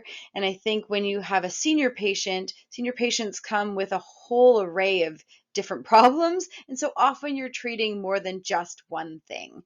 But acute and chronic pain, neurologic conditions, immune modulatory effects with acupuncture, arthritis, all of those things are really, really common in the patients that we see. So why do acupuncture? And I wanted to throw a couple cases here, and I'm not going to go in depth into the cases, but they are a symptom of why we do what we do. And this is one of my favorite patients. He has been coming for, I think, 4 years now. He is a 14-year-old boxer. And, you know, he came and I listed all of his problems there. So I suspect he's got wobblers or at least a caudal cervical lesion. He's had arthritis in his knees, and I'm pretty sure he's got partial cruciates going on there. So he's got stifle arthritis. He had asymptomatic Lyme disease before he came to see me. He has inflammatory bowel disease, chronic pancreatitis, food allergies. He has had a previous sarcoma, and he also had an insulinoma that was removed surgically. So his mother is not super keen on pharmaceutical intervention. She will do anything, and she does all of the things for him. He's had PRP in his knees. He comes for acupuncture every single week. He's had water therapy. We avoided laser for a really long time because he had a history of cancer. He's a boxer. I'm a little bit risk averse when it comes to those things, but he did very, very well. There were times where we're like, will he make it to his 12th birthday? And he did. And will he make it to his 13th birthday? And he did. And he recently, this is a picture of him coming in for his champagne birthday, 14 on the 14th. And she came in with champagne and party hats, and we had a party for him. And these are consistently the clients that are seeking these interventions out. And I think it's easy to judge, and I probably judged all of these people when I was in general practice at some point, going, oh my gosh, they won't do diagnostics, which is not true for her. But pharmaceuticals, like just put them on an NSAID. Can you just try something that I'm recommending? And they have all of their list of things that they would rather try, but they will do everything. And when you sit with them for half an hour every single week, you gain their trust. And that is a huge part of what acupuncture is in practice, is that communication and developing that relationship. And it is the most rewarding thing in the world in veterinary medicine to have those client-patient relationships. And so he's been coming for several years. And is he getting older and is he progressing? Yes, because he is a 14-year-old boxer who has been through the gamut of things. But his mom will continue to do everything she possibly can. Could he have degenerative myelopathy? Yes, because he's a boxer with progressive neurologic disease. She's going to look into a wheelchair for him. She will do anything she possibly can to support him. And we are using some gabapentin now for nerve pain because we think that's contributing to some of his signs some nights. But he is a happy, happy dog. And there's a lot of conversations about what will things look like at the end? What is our end point? And the nice thing about acupuncture is it's a relaxed environment where we can have a lot of those really, really important conversations. And just to be fair to the feline patients out there, this is a story about a cat. So this is Shakti, who is a Rex, 11 years old, also has a brother who comes to see me. No diagnostics were ever done. And I think that's more and more common with cats. However, she has videos and cameras all over her house and noticed the difference in the cat's gait going up and down the stairs. So one of the problems is Shakti cannot tolerate medications. She cannot pill the cat very easily. And then he gets stressed and she gets stressed, and that contributes to a lot of problems within the household. She loves her cats. They go for walks to the park together. And she just wants to do the very best for them, but he also has inflammatory bowel disease. We tried Cartrophin and he had an allergic reaction to it. So acupuncture is the one thing that we can add that he tolerates. Now, he is a less tolerant cat patient, and so we often will have to put a towel over him just to keep him calm. So that also limits where I can put these needles. I know he has lumbar pain, I know he has hip pain, and I know he has stifle pain, so I can access a lot of those things. Unfortunately, I can't access a lot near his head, but that's okay because I have lots that I can do with the access that I do have. So this is a video of him originally, and then a video she sent me probably 10 months after we started treatment. So you can see how sore he is going up those stairs.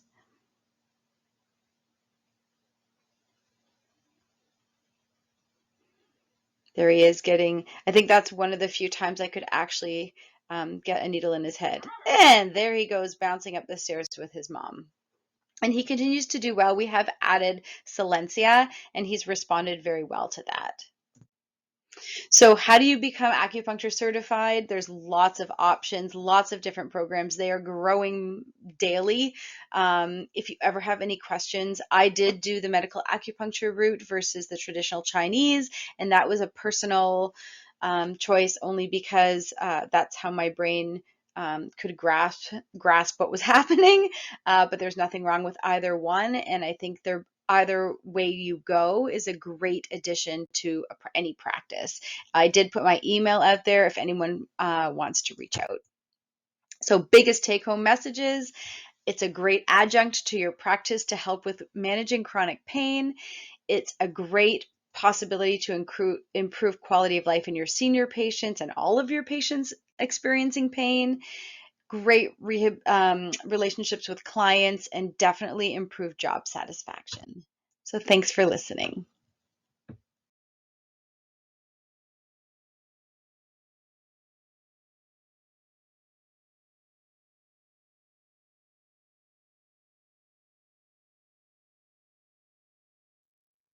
Hello, the lovely Chronic Pain Symposium delegates. It is Bite Size Friday, and we've got the amazing Cindy Harrington has come back to join us to have a complete polar opposite of what we were talking about this morning. This morning we tackled, when should we not use extracorporeal shockwave therapy?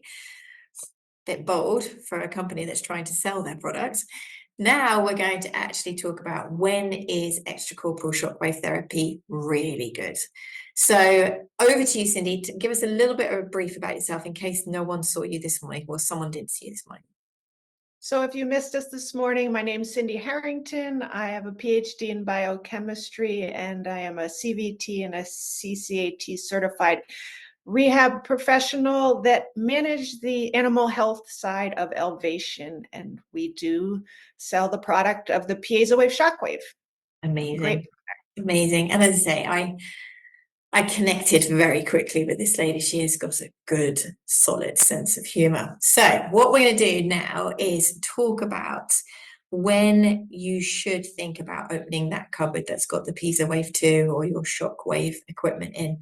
So we mentioned this morning that there is a lot of pressure on rehab technicians, rehab vets, physical therapists to make ends meet, to use the modalities that they've invested huge amounts of money in, they've become experts in, they want to utilize it. But it can become quite difficult to choose which, or also not to overuse which. So this is the situation where we are allowed to go to the cupboard and go, grab the shockwave, guys, this is it. So tell us, what kind of situations? The piezo wave is an amazing modality for your senior dogs with arthritic joints. It's fast, it's quick, and to treat, and they get this wow factor where for 3 days they feel really great. That's the pain relief part of it. But the long-term part of using the piezo wave shockwave on your arthritic joints is that our users have really established a baseline that with 4 to 6 treatments, you're still improving your joint health up to a year later. Oh, wow. Wow, that's really okay. So let's stay here because osteoarthritis is my favorite subject. It's pretty sad when someone says that, isn't it? But let's use this as a little bit of a case example. So we've got the chocolate Labrador that is 10 years old, and they're the classic. They're a bit overweight. They've got lipomas all over. They've got mane. They've got splayed digits where they've got no digital arcade anymore. They've got massive neck. They come in a bit of saliva, and their tail's like half mast, a bit like an alligator tail, and the back legs, instead of walking like this, they kind of swing like a dinosaur. but they're happy. And you're just going, how is this possible? Classic chocolate lab. So we've got osteoarthritis in all phalanges. We've more than likely got some in carpi. We've probably got, well, we've got gross remodeling of the elbows. We've lost muscle mass over the shoulders. The back doesn't move anymore. And it's like a little coffee table. There's no gluteal mass and the hamstrings have gone quite thickened around the stifles, and they may be a little bit of tendinopathy over both Achilles. How do you feel about treating this one? Well, I think we can help this dog, Okay. but it's a multimodal project over weeks of time. I think Yes. that's where we have to put it. You know, the dogs, to keep them happy, we need to keep them mobile. Yes. And so my first place that I'm going to go to is this pain management so the dog's happy? And if the dog is happy and the pain is managed, I'm fine with some medical management for sure. And then which corner is most inhibiting their mobility on the day they walk in to your practice is where I go with the shockwave. And I might treat the front end and the front digits weekly, once a week, and then another time when they come in, I might go back to those stifles because we know if they can't push off their stifles, they're going to kill their front end. Yeah. I might migrate around the dog, but try to do enough to. I want to do enough to drive the healing process to the pain to the most needed area, and then stop and come back at a different time and repeat and repeat. Which is great because I think there's all of us humans, we quite like a recipe. We, let's be honest, we like brain shortcuts, don't we? And if we get given a crib sheet or a recipe, it means our brains don't have to work as hard. But what I've definitely learned over the years of my obsession is that you have to treat what you see, and you have to, on each occasion, have that patient come to you, reassess, think again. Has what you've done improved? Yeah. And what needs doing now?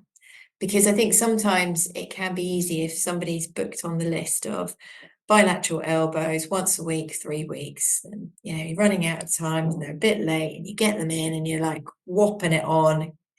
Said elbows in the list. So you don't believe in that as a practice. You feel very much work with what is in front of you. I'm adamant that if we have veterinary technicians and veterinary physiotherapists and we're applying the therapy, we need to have veterinarians tell us and prescribe things, but we also need to have the scope of practice that we can make adjustments. Because if we don't, and I will remember a situation where I was horrified where I went in and, the dog is tethered to the wall and there's trying to treat a stifle with 6 and 6 on our machine, which is for me relatively high energy. And I said, I don't think that dog likes, I think that's really, really making it painful. And the technician shows me the prescription from the veterinarian and says, I have to do what's written down. Yeah. Very, very, very tricky. And I think to be really good rehab practices, we have to get beyond that. There is no prescription. We all are getting advanced training, and we can't expect. Do you feel the same every day you wake up out of bed? No, and absolutely. So that animal's pain state is dependent on what it's done in the last 72 hours, and you might not have seen it for 3 weeks. So that dog could have just stepped out of the car badly, and it was doing a great trajectory, and then suddenly had a nosedive, and therefore you have to rethink the plan, don't you?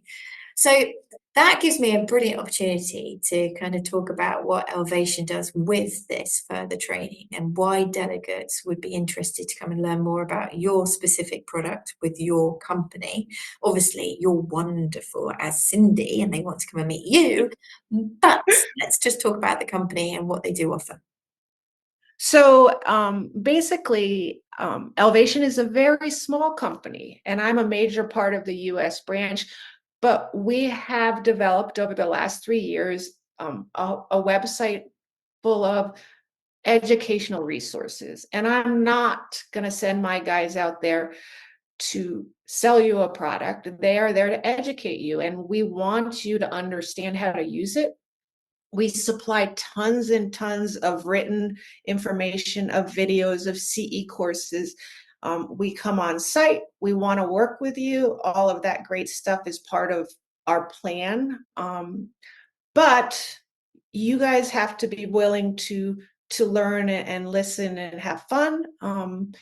And then it all works great. Now, if you want a cookbook and you don't have time to kind of delve into a little bit about physics and biology and science, and I might say, is this the modality for you?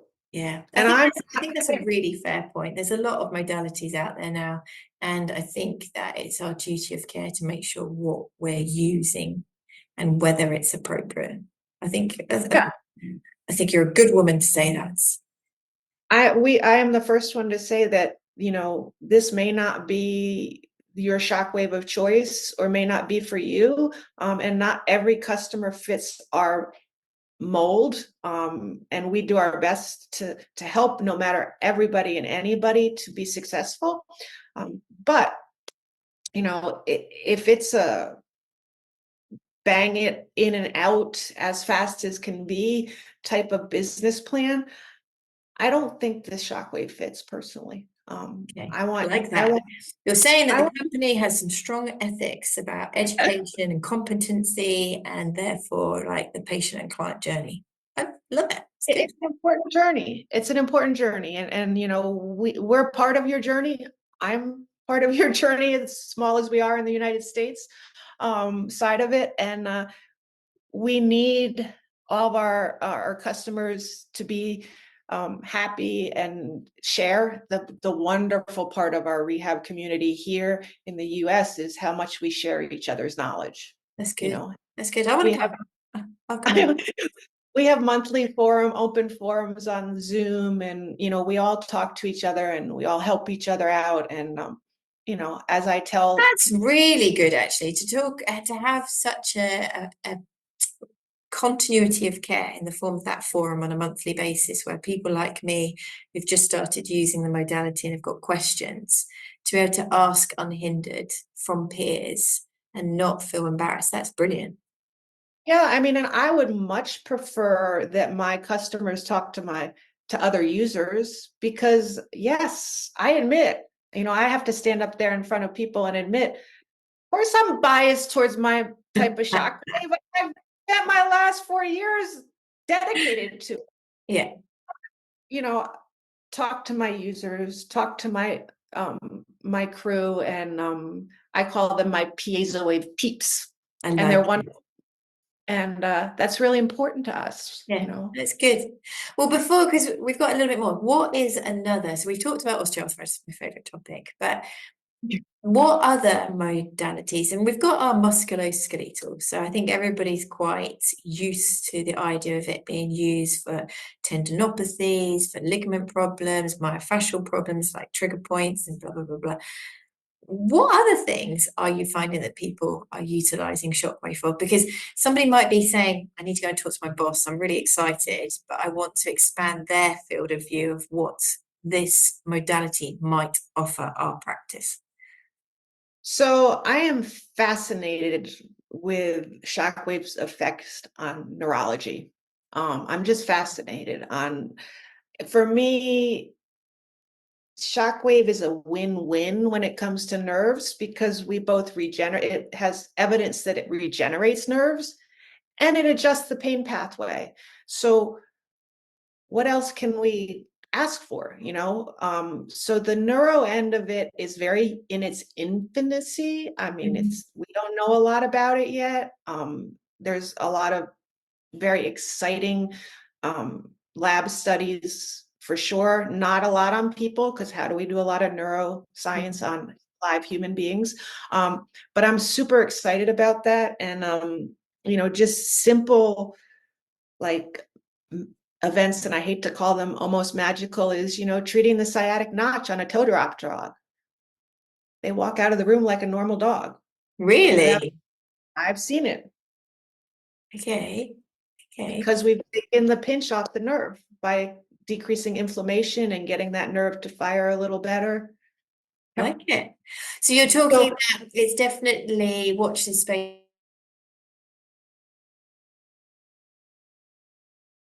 for things like degenerative conditions. What about those? So we talked about impingement and, entrapments, but what about? So on the degenerative world, we are seeing help for the degenerative myelopathy cases. We are seeing help for our IVDD cases. But are we going to stop the process of any degenerative disease? No. No. So it's not magic at all. But within our own goals, setting proper goals and limitations and conversations with the pet owners, yes, it can be extremely helpful. Okay. And then before we finish, what about tissue healing? So chronic wounds, fractures that aren't healing, post-operative, like plate placement and stuff like this. What's your scope there? So it's an amazing modality for tissue healing in bone, tendon, muscle, skin, all of that stuff. After FHOs, after they've retracted all those muscles, it's an amazing modality for any of that. My one concern when you mentioned,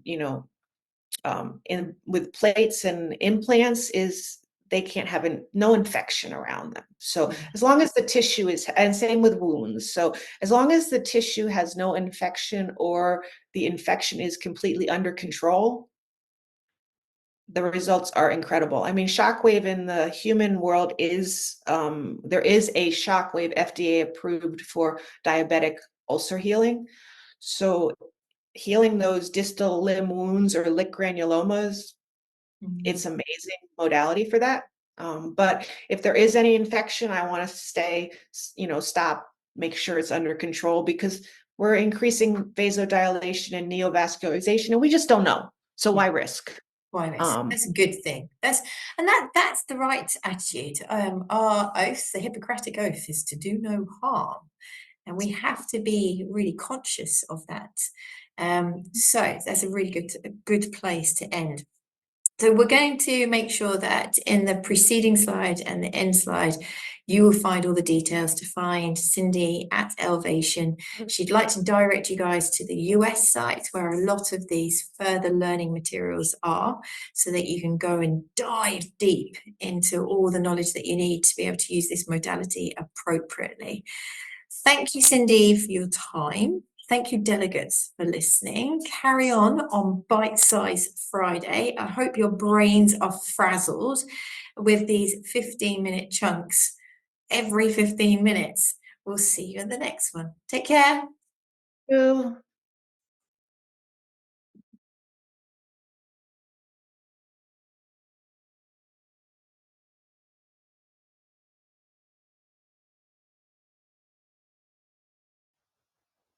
Hi, my name's Deborah Doolin. I'm working with BioTraceIt, and I'm here today just to give you a quick overview of PainTrace. The goal of this talk will be to look at PainTrace, get a brief understanding of what it is, and then understand how it can measure individual responses to treatment. And we'll see some dogs that do great on NSAIDs and others that don't. And we'll look at how adding in multimodal care, which may be acupuncture, shockwave, laser, rehabilitation, how that can make a big difference in getting our patients out of pain.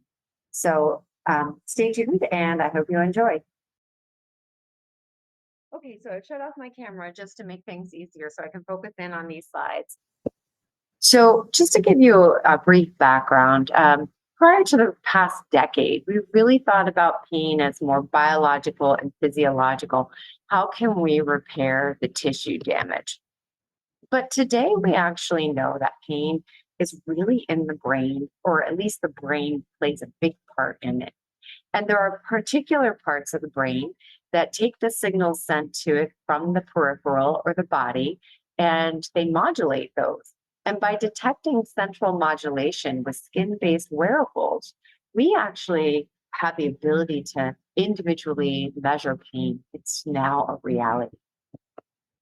And so Pain Trace uses afferent signaling or ascending signals coming up from the body to the brain. And those are processed in the brain. And the brain then sends a signal back down, a descending signal here in green. And the equilibrium of the up and down, or the afferent and efferent, creates this baseline. And the more we see a descending signal, the more this baseline is depressed. And the more negative it is, the more chronic pain exists. In the middle here, those signals also generate acute peaks, and they're amplitude driven. So ultimately, these big red peaks are more severe pain, orange peaks are moderate pain, and yellow are mild pain based upon their size. And if we look at a really simple example, without knowing anything about this patient, we can know that there's a baseline of a -6. So there's chronic pain. And then ultimately interacting with a veterinarian, we can do orthopedic exams. We can see this right shoulder extension generated this large red peak. It's a -8. Our software calculates that. The elbow's fine, the carpal's fine, and we can see over here the left shoulder is color coding yellow, and that's a -1. But they aren't all stagnant traces. In fact, they're live. This is an individual that started walking, created pain. Now they're actually on the road to recovery as they stand or sit and wait for the pain to go away. But we're starting walking again. You can see the negative decline, pause in the middle as we turn around, walk back to the start point, and sat down. And now that baseline's coming back up. Their toes hurt, so we're flexing them. The first one is a -1, it's yellow. The second flexion of the toes is a -2, it's also yellow. We can see the overall change here is orange because that's a -5. And this baseline is just going to keep going up and up and up until we start walking again. We see the baseline go down. We pause in the middle to return to our start point and then sit and watch the baseline recover. And that's really what's happening. We're able to see this live and watch pain. This individual also has pain. They started out at a -4. This is from back pain. This is when they stood up. And now they're at a -2. You'll see them shaking their head a bit. And here they're actually creating a little bit of pain. But I'm asking them, how do you feel? And I'm showing them their pain. And they're like, wow, that's really great. But I think the really interesting part about this particular trace is that we started at a -4 when he was sitting. When he stood, we went to a -2. And right here, this individual sat down again. And if you watch, the pain is coming back. You can see that baseline becoming more and more negative as he sits. And it does make you think, what if he was out walking more? This is an individual experiencing acute pain. And as you can see, it's an abscess. And we're actually doing a preoperative shave over top of an abscess, and that's generating acute pain peaks, which maybe we could do something about now that we know that they exist. This next example is laser. We can see response to laser real time here. The lumbar spine, there's no pain. But here in the thoracics, where we're right now, there are some yellow or minor discomfort during that procedure. It can be an indicator on where to focus our treatments. Here we're over the left quad, and you can see we've got back to this blue, no pain baseline. And so we can track pain over time. You can see that we can start here at a -8, see the improvement. And from April 1st through July 21st, see all of this green where there's no pain and that treatment's working. Not every day is the best day. This one's not as good as the others. But as soon as we stop that treatment, the pain comes back. We can also look at pain in pharmaceutical studies or over time. We can see this left shoulder pain before starting treatment, and that has completely resolved after 2 weeks of NSAIDs. We can also look at the baselines, and we can see we started out at a -11 and went to a +26. So the overall improvement is a +37. There are multiple individuals that are high responses. This individual went from a -24 pre-treatment to just about a 1 post-treatment, so a +25. Here we're improving from a -34 to a -0.5, so a delta of +33. This individual improved from a -16 to just about 0, so a +16. But not every individual responds perfectly to NSAIDs. They're not the answer, and there's plenty of other ways to treat. This one, you can see that the pre and post NSAID traces are pretty similar, only an improvement of a +0.4. And this individual really didn't start out with much pain to begin with. They were a +0.7, and they're just, pretty much non-painful after 2 weeks of NSAID, so really no change. And the same for this one, really marginal change, and maybe a little bit worse because the NSAIDs aren't really doing anything. They're at a +1 and slightly negative after 2 weeks of NSAIDs. So it does raise the question, how do we actually add in other types of treatments? This individual saw a moderate improvement moving from about a -6 to a +3, so a delta of +3. But what else could we add? Because there's still a negative value here. There's still chronic pain at a -3. Same for this individual. They've improved from a -22 to a -10, delta of a +11. But what else could we add to get them to improve from this -22 to this -10 and get them up into the positives? And so I think that's where looking at the acute pain responses is useful. And we can see that we have color coding here that's purple. And those are some kind of hyperexcitability responses. We can see that the left carpus is responsible and the right elbow for that first one. We've got the right shoulder involved on that second response. It's not as obvious, but this right hip is also providing some type of pain response, and also during walking or seats. So that gives us some insight into where we might treat. And how many different ways are there to treat? So in the middle here, I know this is laser because I recognize those goggles. Over here in the bottom right, we have NSAIDs, top right, acupuncture. This cat in the middle had received a monoclonal antibody for osteoarthritis. And this cute little chinchilla also received some form of analgesic. But this is a great example of multimodal care. This is unfortunately a motor vehicle accident. And we're looking at befores in August, where the average is a -21, and afters in October, where the average is a +3. So we're seeing a great deal of improvement from this -20 to a +3 over that 2-month period. This is the pre-treatment where we're looking at, here's that -21 chronic state.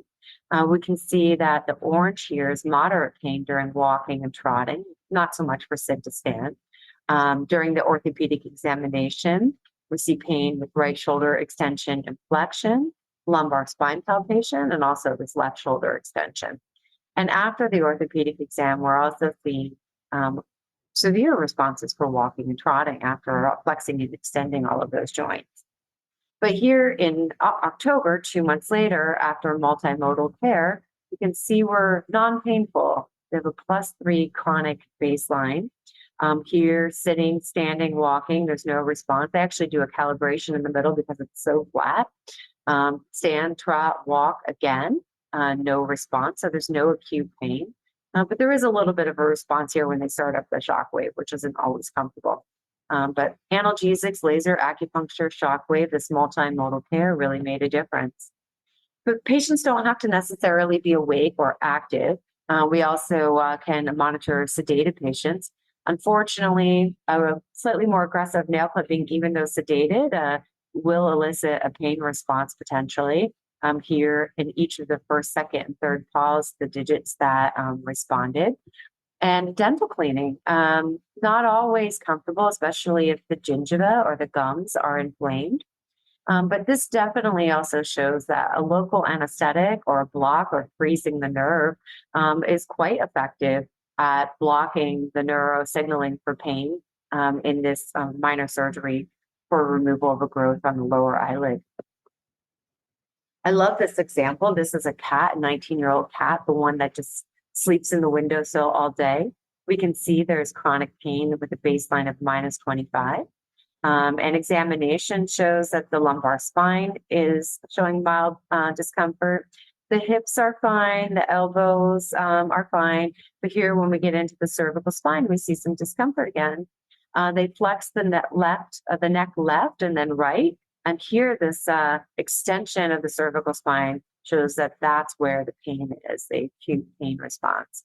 I love this story though, because what they did is they raised the food bowl and the cat gained a pound or half a kilogram, or I have no idea what that might be.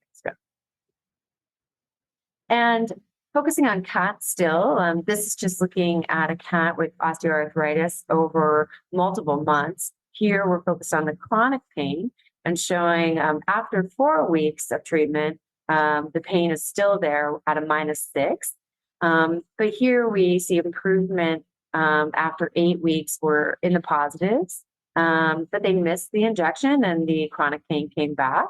And then we get out into the end of that third week or third month, and we're positive. A little bit of pain at the end, right when the injection is due. Not much, so nothing to really worry about. But here, when we get out into December and January, we're into these +2s.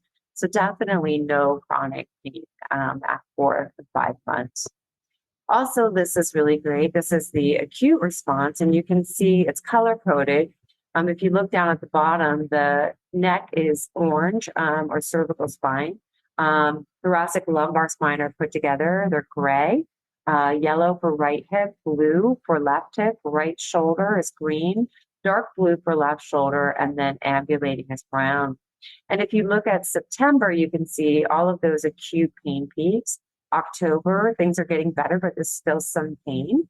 They missed that injection. They're 5 days late, and the acute pain came back. But it's getting better, halfway into the injection period. And even into November, late in the injection period, there's still no acute pain. This day, there was a lot of pacing and anxiety noted, and we do see some acute pain come back. But here in December and January, there's nothing. I do want to draw your attention, though, to this dark blue peak, which is the left shoulder. We see it in almost every trace that's taken over these 5 months. And I do have to question if that's osteoarthritis or maybe some other musculoskeletal strain, which might benefit from another mode of treatment. And even activity, we can see a runner's high. Things are definitely escalating in this racehorse that likes to be on the track, versus this injured horse that started out at a +15, but ended at a -25 due to an injury. So thank you for your time. Remember, being able to measure individual pain allows us to treat individuals. Please take a shot of that QR code and let us know how we can help you. Either find a veterinarian that has a pain trace or become a veterinarian that has a pain trace. Thanks for your time.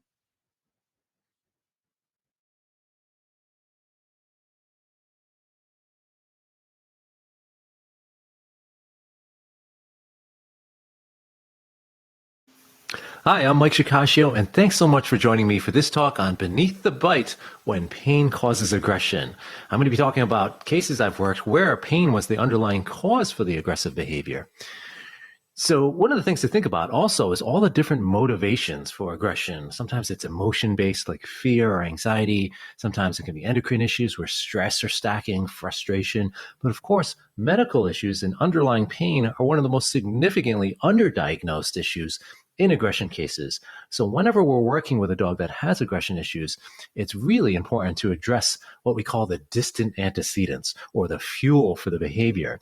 So of course, we're meeting needs like the dog's particular breed needs. We're meeting enrichment making sure that the dog's getting enough exercise, reducing exposure to stressors. So all of these things that we'd want to do to ensure that dog's living a good quality of life and living the best environment that they can be in.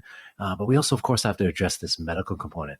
And again, underlying pain is so common in cases where you see dogs that have issues with being handled or touched, or they're being brought into activities that can cause pain or discomfort. Things like play, going to play with other dogs or with the person, or husbandry handling exercises, veterinary procedures, grooming, anything that the dog might experience pain or discomfort, we really have to watch for and address first before we do any kind of behavior change strategy. So I'm going to show you a video here. This is a dog that does have pain issues. See if you can pick out what the problem is here. This dog also has issues with strangers coming to the home and some fear of people as well.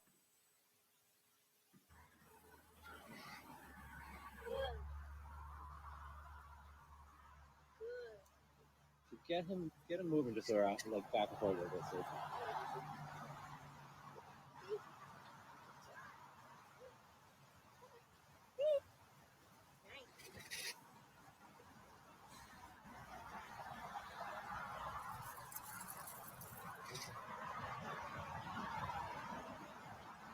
Do you think he'll trot for you if you like run a little bit? Do you think he'll trot for you or run a little bit if you get going?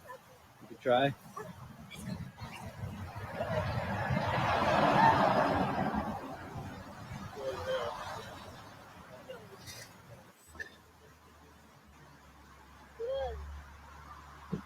So you can see a real sensitivity and hesitancy for movement there, which is one of the big red flags, of course, for underlying pain. And it turns out that that was one of this dog's issues, meeting strangers and people trying to pet the dog. And this dog had even bitten the previous trainer who was trying to use collar corrections on this dog. And of course, a dog that is experiencing underlying pain like this dog did have disc issues between the C1 and 2 spine, as well as lower hind end issues. This dog was significantly experiencing underlying pain, and unfortunately, nobody was noticing. So first thing we, of course, address is the underlying pain, getting this dog to see the veterinarian and address those issues. But of course, we want to work on the behavior change strategies as well. So here's a couple initial observations of what this dog's behavior was like towards strangers out and about and in the home.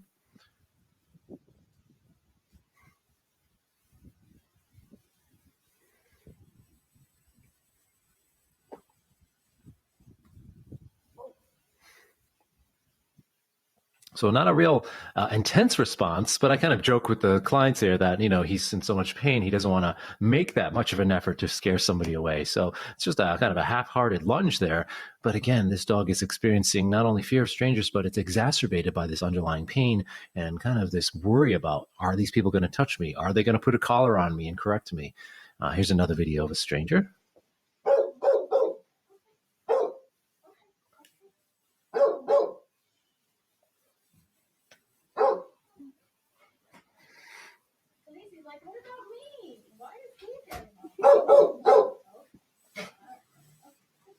Such a cute little bed. So this is a friend of hers coming to the home that this dog has never met, and the dog is experiencing discomfort and fear of people coming into the home, as well as, again, considerations for a negative association to handling or because of the pain issues. So you'll see in the next video here, our goal is to start changing the associations for the dogs. So for dogs that have fear issues or have experienced underlying negative associations that are resulting because of pain or people touching them or doing things to them, our goal, or my goal in these cases, is really to change the association so the dog feels better about people approaching and the things people may do when they're in close proximity. Now, I'm an advocate for ensuring the dog has choice and control and not just trying to do the magical hand and try to pet every dog that's out there. It's always best to allow the dog to come up to you and decide if they want to be pet or handled or have any kind of interaction. But one of the things that we can help to do is to pair the approach of people coming towards the dog with a positive association. So one of the behavior change strategies I use is to pair treats when the dog sees those people. So you can see the client doing it here as these strangers are approaching in the distance. The client is feeding or marking and feeding the dog, so reinforcing the dog for noticing those people.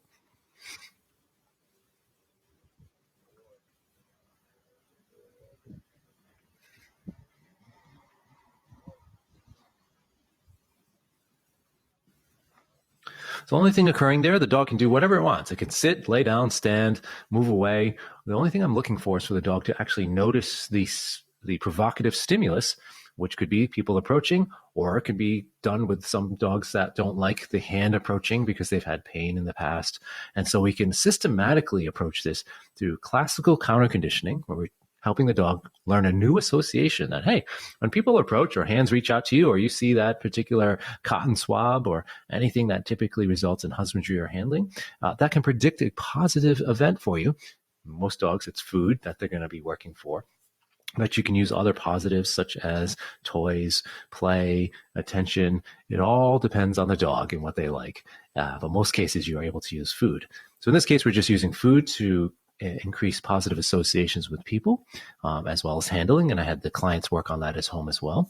And you can see some lovely improvement in movement too, as the medical issues were being addressed here. So this is Fee, this dog, probably about 6 months into some pain management and rehab, as well as behavior change strategies.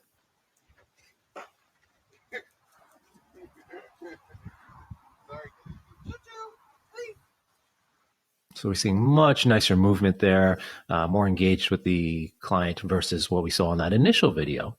So I was able to start working with this dog in closer proximity. You can see the difference when we do create those positive associations. The client was working with me as well as other strangers and teaching this dog, hey, when people come to the home, it's actually a good thing. When people approach, it's a good thing. So we're pairing again the approach and making those positive associations. If I took that many jugs, shit, I'd be happy. Hi, yes, it's me again.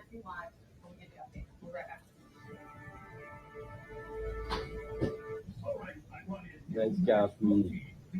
Nice job. Good job. Yes, you're doing good. Yes, you are. This is a story about mail and packages, and it's also a story about people. And while we make more e-commerce deliveries to homes than anyone else in the country, we never. So you can see a nice change in how this dog is responding to somebody coming into the home, meeting me, which I was still somewhat of a stranger to this dog. I'd been over a few different sessions before we took this video. And this kind of sums it all up really nicely for this case, is that he's got this lovely vest on that says learning to trust. And really, that's what it's all about for dogs that have fear or underlying negative associations or pain or discomfort that's fueling the aggressive responses. It's all about them feeling safe. So the number one thing I'm trying to do in my case is to ensure that dog feels safe about what I'm doing, because if they have any inkling or suspicion that I'm going to cause pain or discomfort or fear or do anything that's going to take away that safety in their environment, I'm not going to make much progress. In fact, I can make things much worse, which was evident in some of the previous training that he had experienced when he had a leash put on him and was corrected in a very painful area. So whenever we're working with aggression cases, we want to be very sure that safety is in play and that we're doing everything we can to pair positive outcomes rather than negative events. And you can see also just how dedicated this particular client was to this dog. Towards the end stages of some of his joint and hip issues, they built him this lovely lift for the stairs in the home, so he wouldn't even have to use the stairs. So lovely clients. Okay, I have one more case I can show you here. This is Kinsey and Letty. Letty is the lighter dog and Kinsey is the dark dog. They had some fights over resources, but one of the other issues was Kinsey had some pain issues with her luxating patella and knee issues. And that was exacerbated, of course, when they played. These two dogs loved to play, but then ended up getting in a lot of fights over various things. One of them was, again, the resources, and one was underlying pain. So my goal in these cases is to just get the dogs starting to get back together again. We separate them typically so they don't run into the pain issues and we don't exacerbate that. But one of the things we want to do is create positive associations again with the other dog. So you can see the same technique here applies, where we're marking and reinforcing this dog for noticing the other dog in the home. Ready.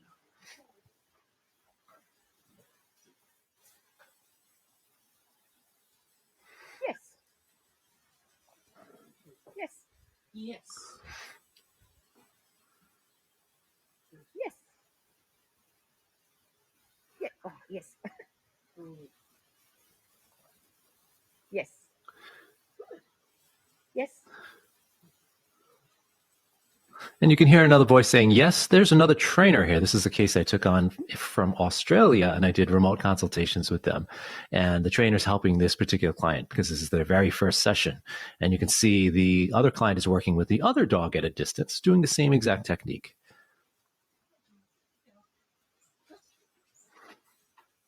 Yes.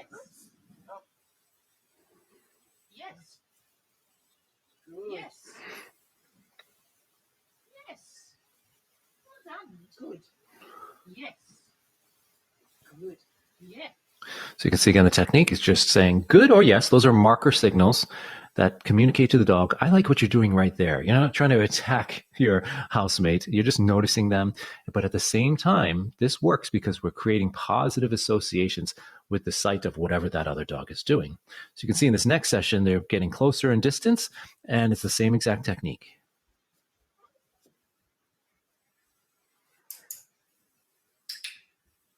This time they're using clickers, which is fine. You can interchange verbal and clickers.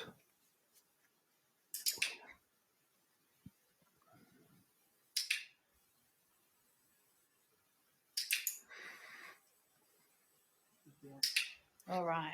And you can kind of see how the dogs actually start training the owners on what to do because the dogs are so good at, okay, I know exactly what to do. Instead of attacking my housemate, I'm just going to look at them.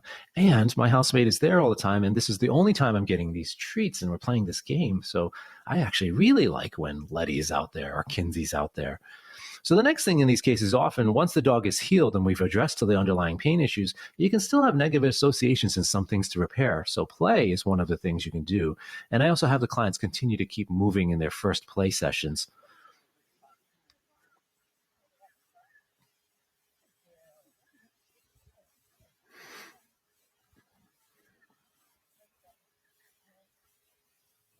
And you can see some muzzles on these little toy poodles, which you can seem odd. But when there's a bite history, we, of course, don't want to make another set of pain issues and if they're biting each other and injuring each other. So that's why there's that layer of safety first. And then, of course, you can start decreasing the distance between the dogs over each session, where we're, again, incorporating the positive associations as well as just straight desensitization where the dogs are relaxing in the same environment. So you can see this is one of the most difficult places in the home, this spot between the coffee table and couch for these two dogs. Good girl. Well done.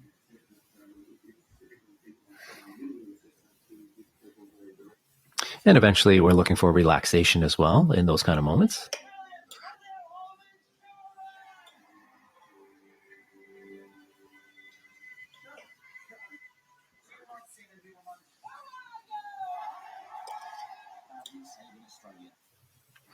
And then, of course, our goal is to get back to how the dogs used to be. So once we've repaired the relationship over time, this case took about 6 months from start to where you're seeing this video, where we're going to layer play back into the equation.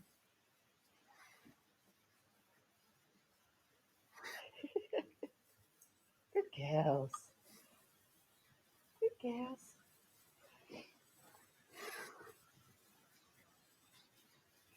Hey, Mike, look how happy we are. Look how happy we are. So anytime there's underlying pain in any aggression case, there's two things we need to do. Not only do we need to address the underlying pain and discomfort as best we can and manage the potential triggers for that dog while we're working on the issue, we do need to create positive associations because sometimes even when we address the pain, you still have some negative associations that can come along and stick with the dog that we want to undo. And the way to do that is providing safety and pairing positive associations with whatever stimulus they're having issues with. So I hope you enjoyed this little talk on pain and aggression. If you are interested in learning more about aggression, I have a free webinar that's available to anybody who's watching this conference. And you can scan that QR code there. It'll take you to just a little short registration page where you can get your hands on that webinar and watch it for free at your leisure. And also you can check out all the other products and webinars, conferences, podcasts, courses, all on aggressivedog.com. And this link will take you to the school through aggressivedog.com as well. So if you're interested in getting in touch, there's my contact information. Thanks again for joining me and enjoy the rest of this symposium.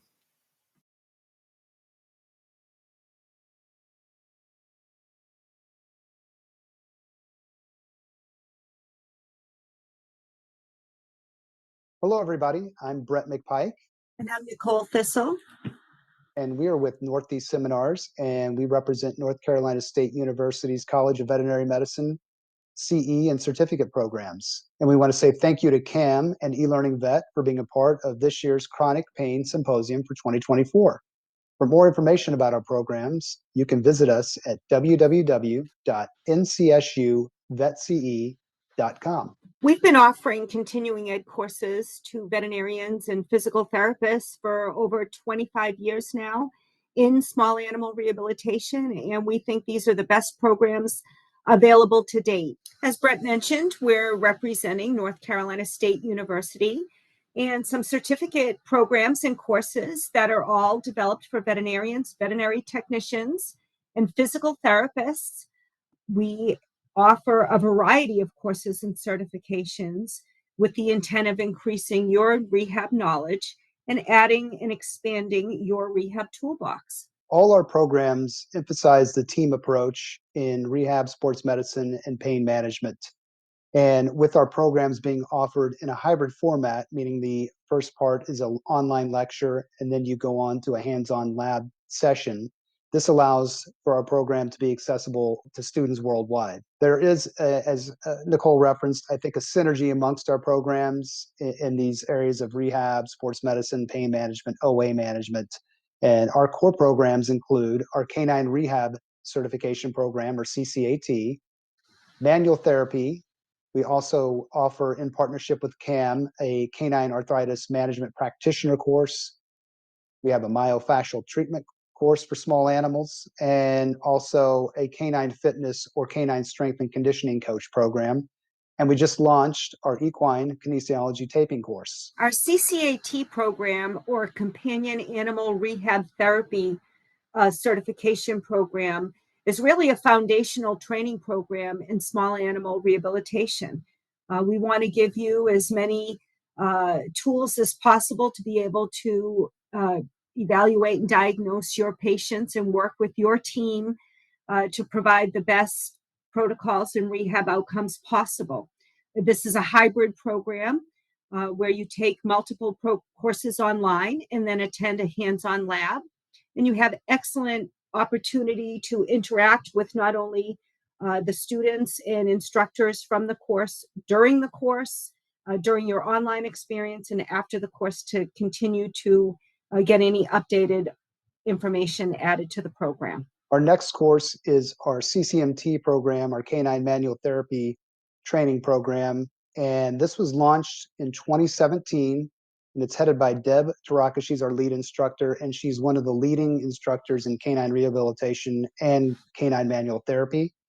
She was actually nominated for Rehab Therapist of the Year, and that's a worldwide nomination. She was a top 5 finalist. And this course is what I like to call a true masterclass, meaning you have to have a background in canine rehabilitation, where some of our other programs are open to practitioners without that background. But this does require a high-level exposure to canine rehabilitation training and education. This program is also offered in a hybrid format. Again, it's online lecture, and you can begin that at any point in time. And then there's a live hands-on lab session. It also is designed to improve your clinical reasoning skills as well as your hands-on skills, and that is with partnership with the intensive hands-on lab session that we have with this program. Our canine arthritis management practitioner program was built by Dr. Capon, so in association with CAM. And this is a great example of a program that can be delivered 100% online. So this program is all 15 modules online.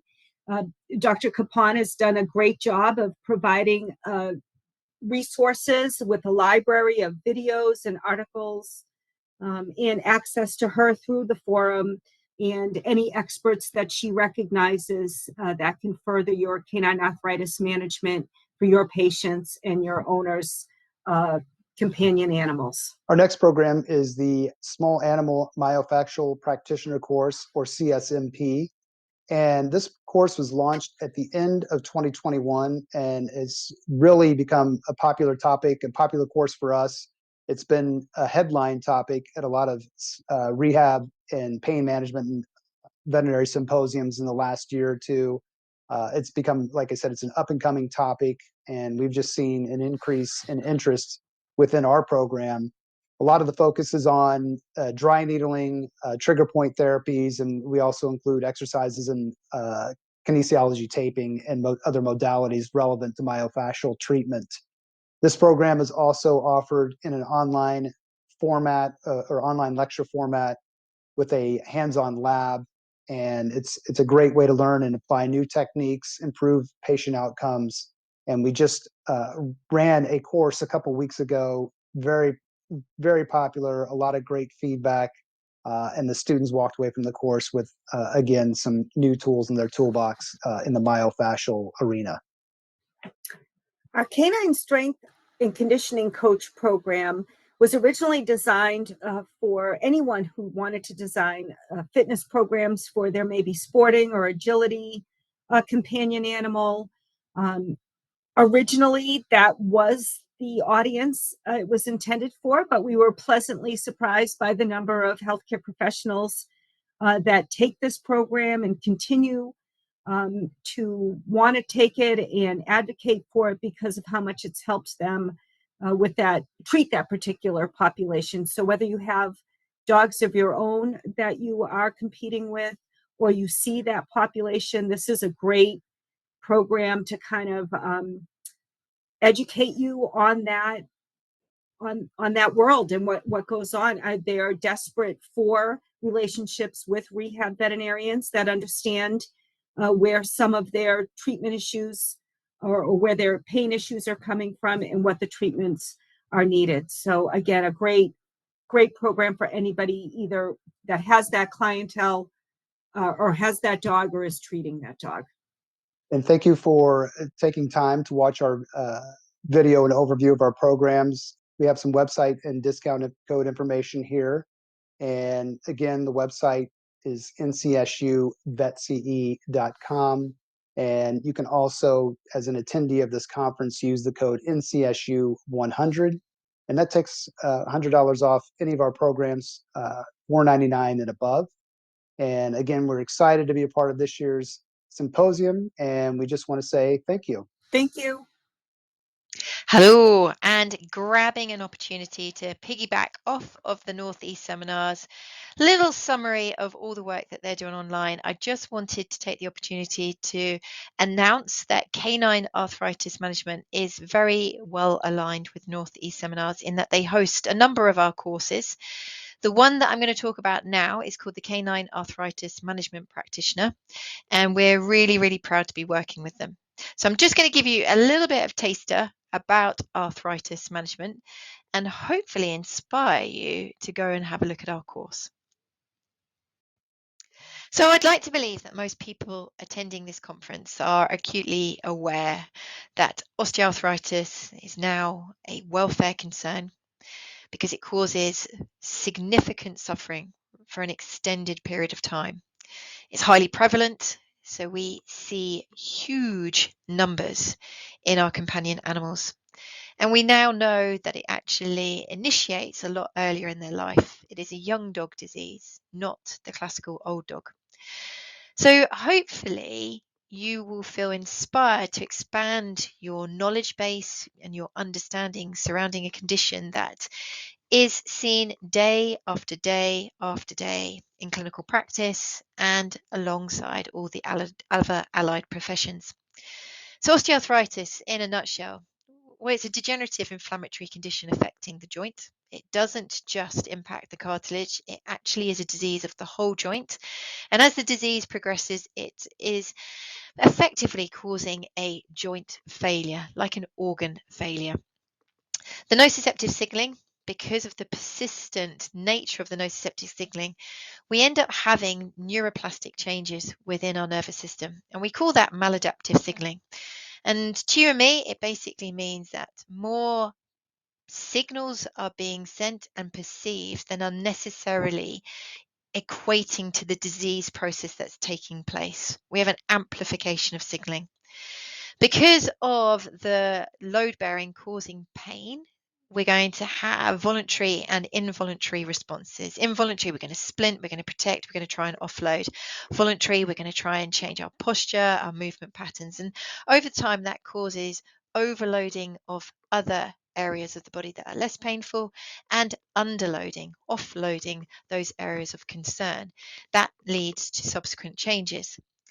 And then we have the consequences of living in pain. The effects on us emotionally, cognitively, physiologically, and physically. Collectively, this all leads to a significant loss in quality of life. And this is a chronic progressive condition that is happening in front of our eyes.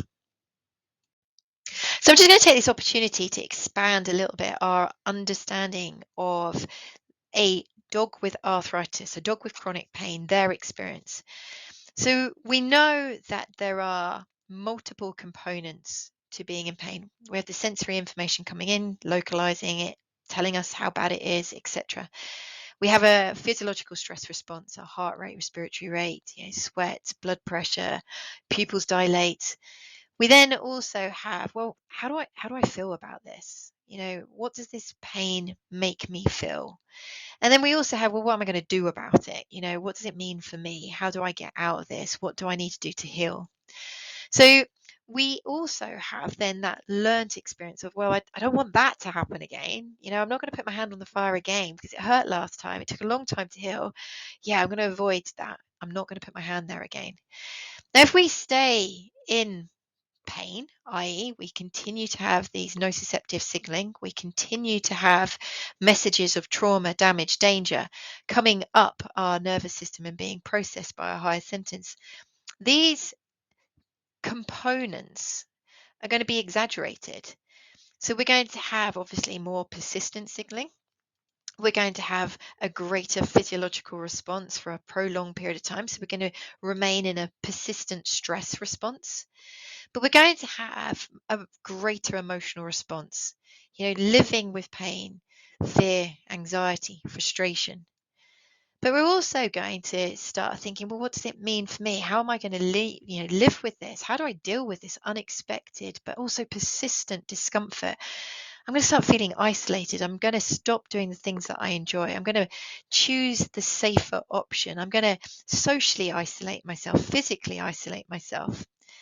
And we start developing these associations because more and more things hurt. So more and more things could cause that hurt. So therefore, more and more things could be a threat.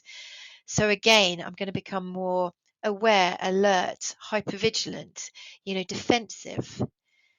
Being in chronic pain, your world really reduces in size. And you can see why there is a myriad of presentations from dogs that are in chronic pain. So just looking at the consequences of being in chronic pain, as I said, we can divide it down into physiological, physical, cognitive, and emotional. And these can be expanded upon, physiologically, we're going to have a stress response, impaired sleep, cardiovascular effects. Physically, we're going to have functional impairment, we're going to have overloading, we're going to have disuse atrophy, impaired reaction rates. Cognitively, we're going to have these risk adverse behaviors. We're going to have these associations. Our attention span is going to be affected.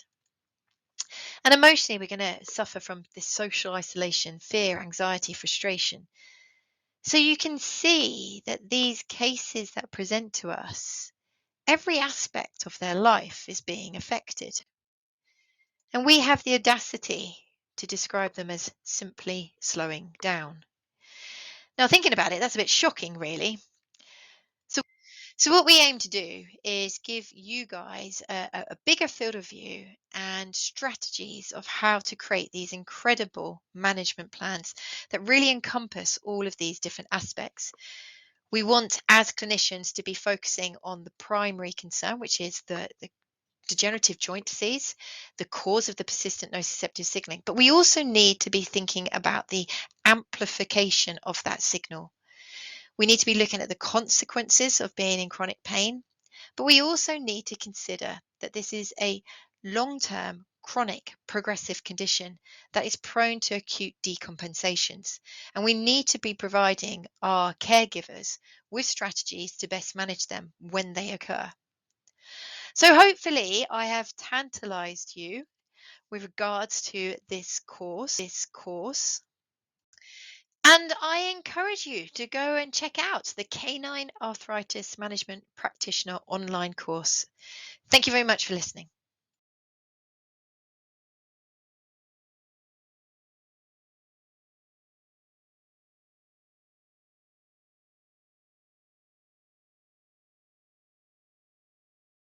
The National Association of Veterinary Physiotherapists, or NAVP, was set up 39 years ago to promote animal welfare and high standards in veterinary physiotherapy, and this is still our aim today. There are many different associations for animal physiotherapy, so understanding which is the right association for you to choose from can be confusing for both vets, the public, and veterinary physiotherapists. How can you differentiate between each association, safe in the knowledge that the members have the correct qualifications, are passionate about the welfare of animals, and are properly regulated? At NAVP, we pride ourselves on the equality of our membership in terms of level of qualification and professionalism, along with our shared aim of raising professional standards in veterinary physiotherapy and animal welfare. As veterinary physiotherapy is still unregulated, we ensure that our members are high calibre. We only accept practitioners that hold a minimum qualification for a Bachelor of Honours degree or above in veterinary physiotherapy. NAVP self-regulates members by a two-tiered membership category programme. This ensures our newly qualified veterinary physiotherapists are practicing to the correct standard from the start of their career. A newly qualified member can join NAVP at Category 2 status, and after a year they can apply to advance to Category 1. To achieve this, they must produce a letter of recommendation from a vet they work with and 2 case studies for the association to assess. This must include assessment details, veterinary physiotherapy care plans, and a reflection on the outcome of the cases. Our process ensures that new NAVP members have their skill levels reinforced regardless of whether they are working independently or as part of an experienced team in a clinic setting. As part of the category membership process, we offer a support network where members can discuss their assessment process and clinical reasoning with experienced veterinary physiotherapists, ensuring that high standards are maintained across our membership. We are an association that is a voice for our members in the industry. We provide support by building a community where practitioners can share ideas and get help. NAVP have a members-only Facebook group, regular mentorship Monday sessions where case studies can be discussed. Members are required to complete and document continued professional development of 50 hours over 2 years. NAVP supports our members by offering high-quality discounted CPD events, both face-to-face and online, to ensure that our members keep their knowledge up-to-date and fresh. Members can enjoy a range of discounts, including our indemnity insurance block scheme. NAVP members have the equivalent level of qualification as an ACPAT member, or indeed anybody in an equivalent human healthcare setting.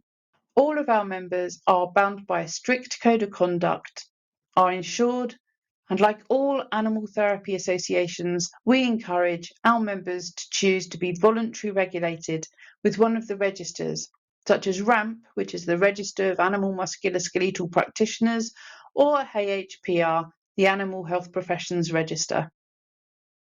This level of self-regulation, allied to robust educational requirements and the commitment to CPD, means our members are in the best place possible to serve vets and owners. The vast majority of our members have worked directly in veterinary physiotherapy from the outset, rather than transferring from working on humans initially. Many have further industry experience, which helps with their clinical reasoning. This underlines our passion for working with animals. Our clients recognise that there are huge benefits to working with experts who are animal focused. VP members work as part of a vet-led team and are fully focused on animal welfare. The training our members have received has given them a deep physiological understanding as well as clinical reasoning and evidence-based practice, setting NAVP apart. Vets and owners can choose our members knowing that there is an in-depth knowledge of assessment protocols, the techniques and modality used based on clinical reasoning and the impacts on the musculoskeletal system. That's why NAVP members can be found heading up veterinary physiotherapy teams in many of the leading small animal referral centres across the UK.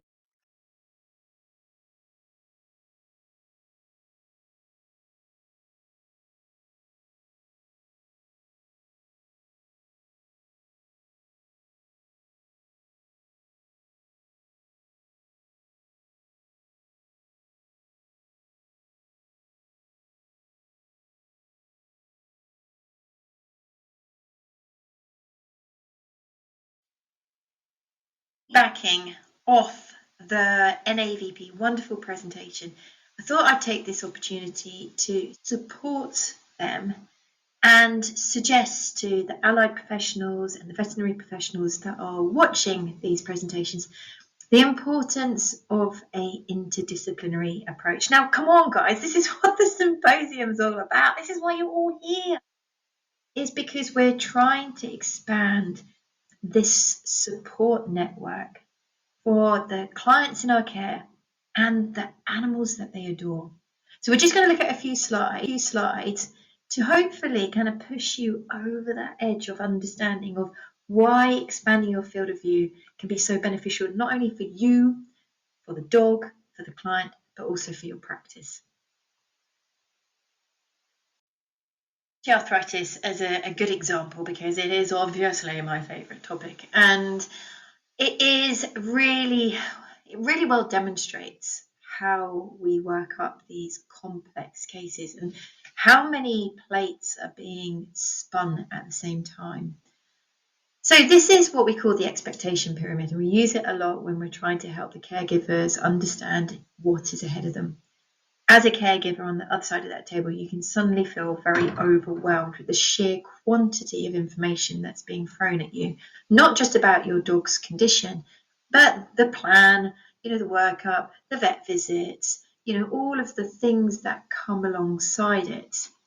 So this basically describes that, first of all, we need to identify the clinical signs that give us concern. And we need to collate them and bring them together and use them hopefully as a monitoring tool moving forwards. We take those clinical signs and we process them, discuss them, formulate them into our potential diagnoses. And then we need to go and find which one it is or they are. So we need to pursue further investigations, which might be a simple but very thorough clinical exam, all the way through to much more specialist imaging techniques. We then need to manage our clients' expectations. It is an ongoing, chronic, non-curative, painful condition that has ups and downs, these acute decompensations, and unfortunately is likely to affect this dog's quality of life and potentially lifespan. We need to remind them that the veterinary professionals are the only ones that can legally diagnose and prescribe, and we're there to support them. Pain control is central to everything that we do. Without pain control, we're not going to take advantage of improving their activities of daily living, getting their function back, getting their quality of life back. Pain control is central. In my opinion, alongside pain control, we've got to prevent further injury. I think it's hugely overlooked, and everybody that knows me knows how much I believe in this. But also weight control. We're in an obesity epidemic, and it's something that's available to everybody. Complementary therapies sit there, so we can call them complementary or we can call them integrative. But they also help us with pain control, re-establishing function, managing their lifestyle, managing the dog's expectations, the owner's expectations, and bring a really good care plan together. Diets and supplements obviously have a role, be it in weight loss, be it in soft tissue and cartilage support, and then something that everybody forgets, which is the rebuild. We may have had an owner that has done agility for their dog's life, or they have had a gun dog to go shooting at the weekends, and then suddenly we're saying, no, we can't really do that anymore. We need to have these conversations and make sure that we create a care plan that still meets their needs. Expectation, this plan. We're also juggling many more interventions. So from a veterinary perspective, we're going to be advising regarding weight, we're going to be talking about cartilage support, we're going to be talking about analgesics in the form of anti-inflammatories, supplements, dietary changes, and potentially even more additional pain relief, as well as the role of the integrative therapist. We might be wishing to discuss with them intra-articular approaches or surgical approaches.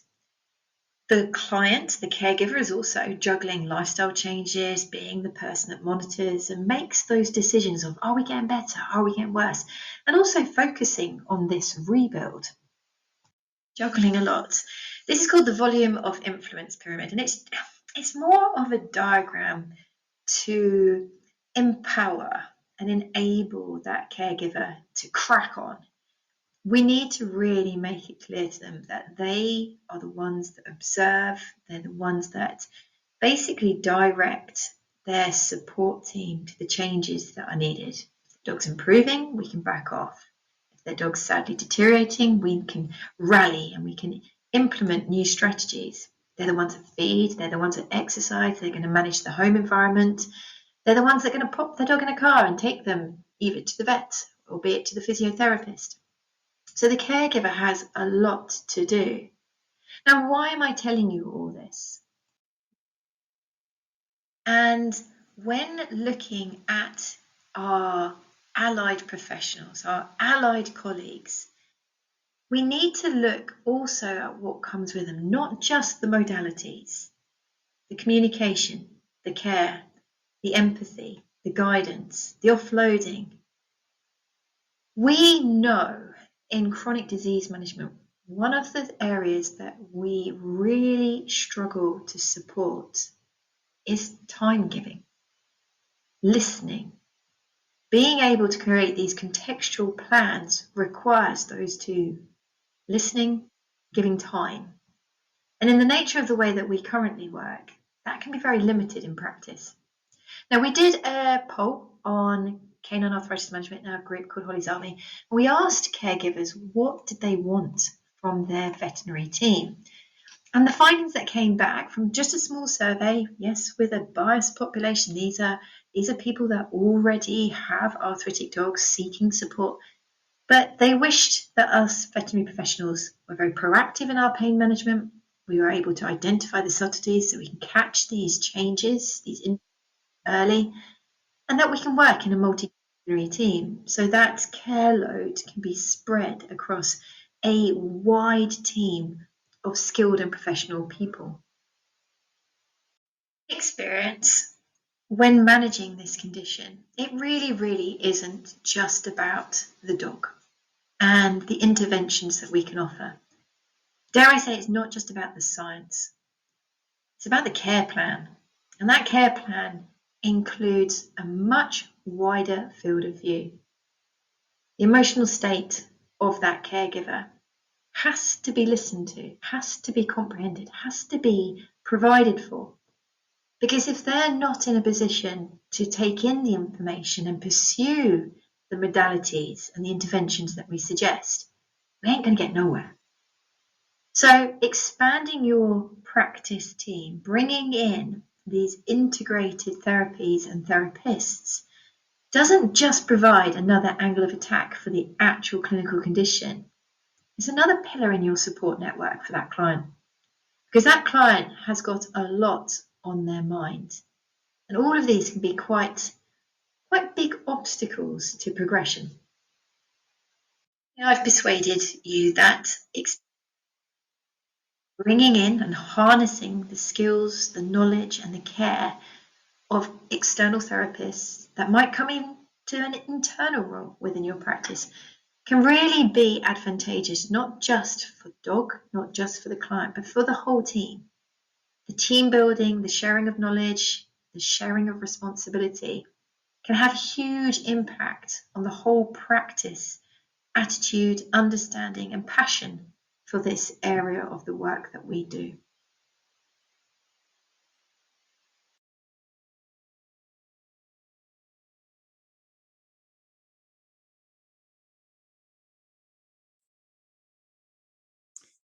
What a way to finish pre-Congress Day. Thank you so much, Hannah Capon, who is joining me. There she is. Thank you, Hannah, for providing that content there and giving us some context and some valuable additions to the day's proceedings. Oh, I can't hear you, actually. You're very, very quiet, Hannah. I can't hear you very well. I'm sorry? Can you not hear me? Let's see. Right, here we go. My That's fault. the one. There you go. Yeah, no, it's been great. The feedback's been awesome. We've had quite a big team working behind it. Thank you, Joe. Thank you, Rachel.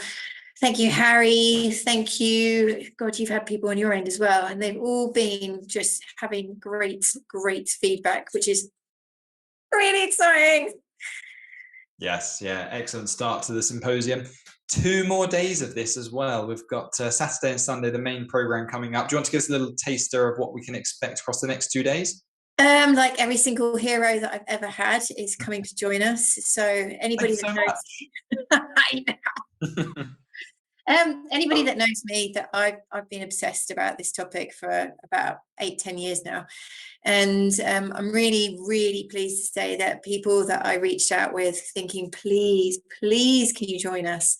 I was absolutely gobsmacked when they all said yes. So we've got the likes of Duncan Lascelles and Masataka Enomoto. We've got Sarah Heath and Claire Rusbridge. We've got Sarah Caney and Sheila Robinson, Ian Self, Sheila Robinson, Gwen Covey Cramp, Matilda. Oh my God, like the list just goes on and on. We launch tomorrow morning at 8 a.m. UK time with the incredible Matt Gurney and Carl Bradbrook. And we're going to be talking about a really, really hot topic. Gold standard is dead. And I really believe this. I think this is so important. I think all of us in the vet sector are feeling a lot of pressure at the moment. We're really, really struggling to kind of meet these gold standard expectations, which aren't suitable for first opinion practice. We need contextual care in first opinion practice. And Matt and Carl are going to come and talk about that, which is going to be epic. Then we follow up with Katie Smithers and her lovely physiotherapist, Manessa. They're going to talk to us about their mobile clinic and how they set that up and how to manage people's expectations. Anybody that's planning to follow that kind of path. And then the day just continues. It's crazy, isn't it? It does. We've got some fantastic content lined up. We've got buddying up on talks. We've got some interactive quizzes to come. We've got some panel discussions, something for everyone, vets, nurses, physiotherapists. It's a comprehensive program. You've done a phenomenal job of putting it all together. So thank you on that front. Thank you to everyone who's been in attendance across the day. I know many of you have dipped in and out, and there's been a few crazy folk like us who have been on since the early hours of the day. So well done you. We will see you bright and early in the morning. It's the same link that you've used today. Click it tomorrow. You can join the event and leave the event at any time. And we'll see you then. Good night, everyone. See you later.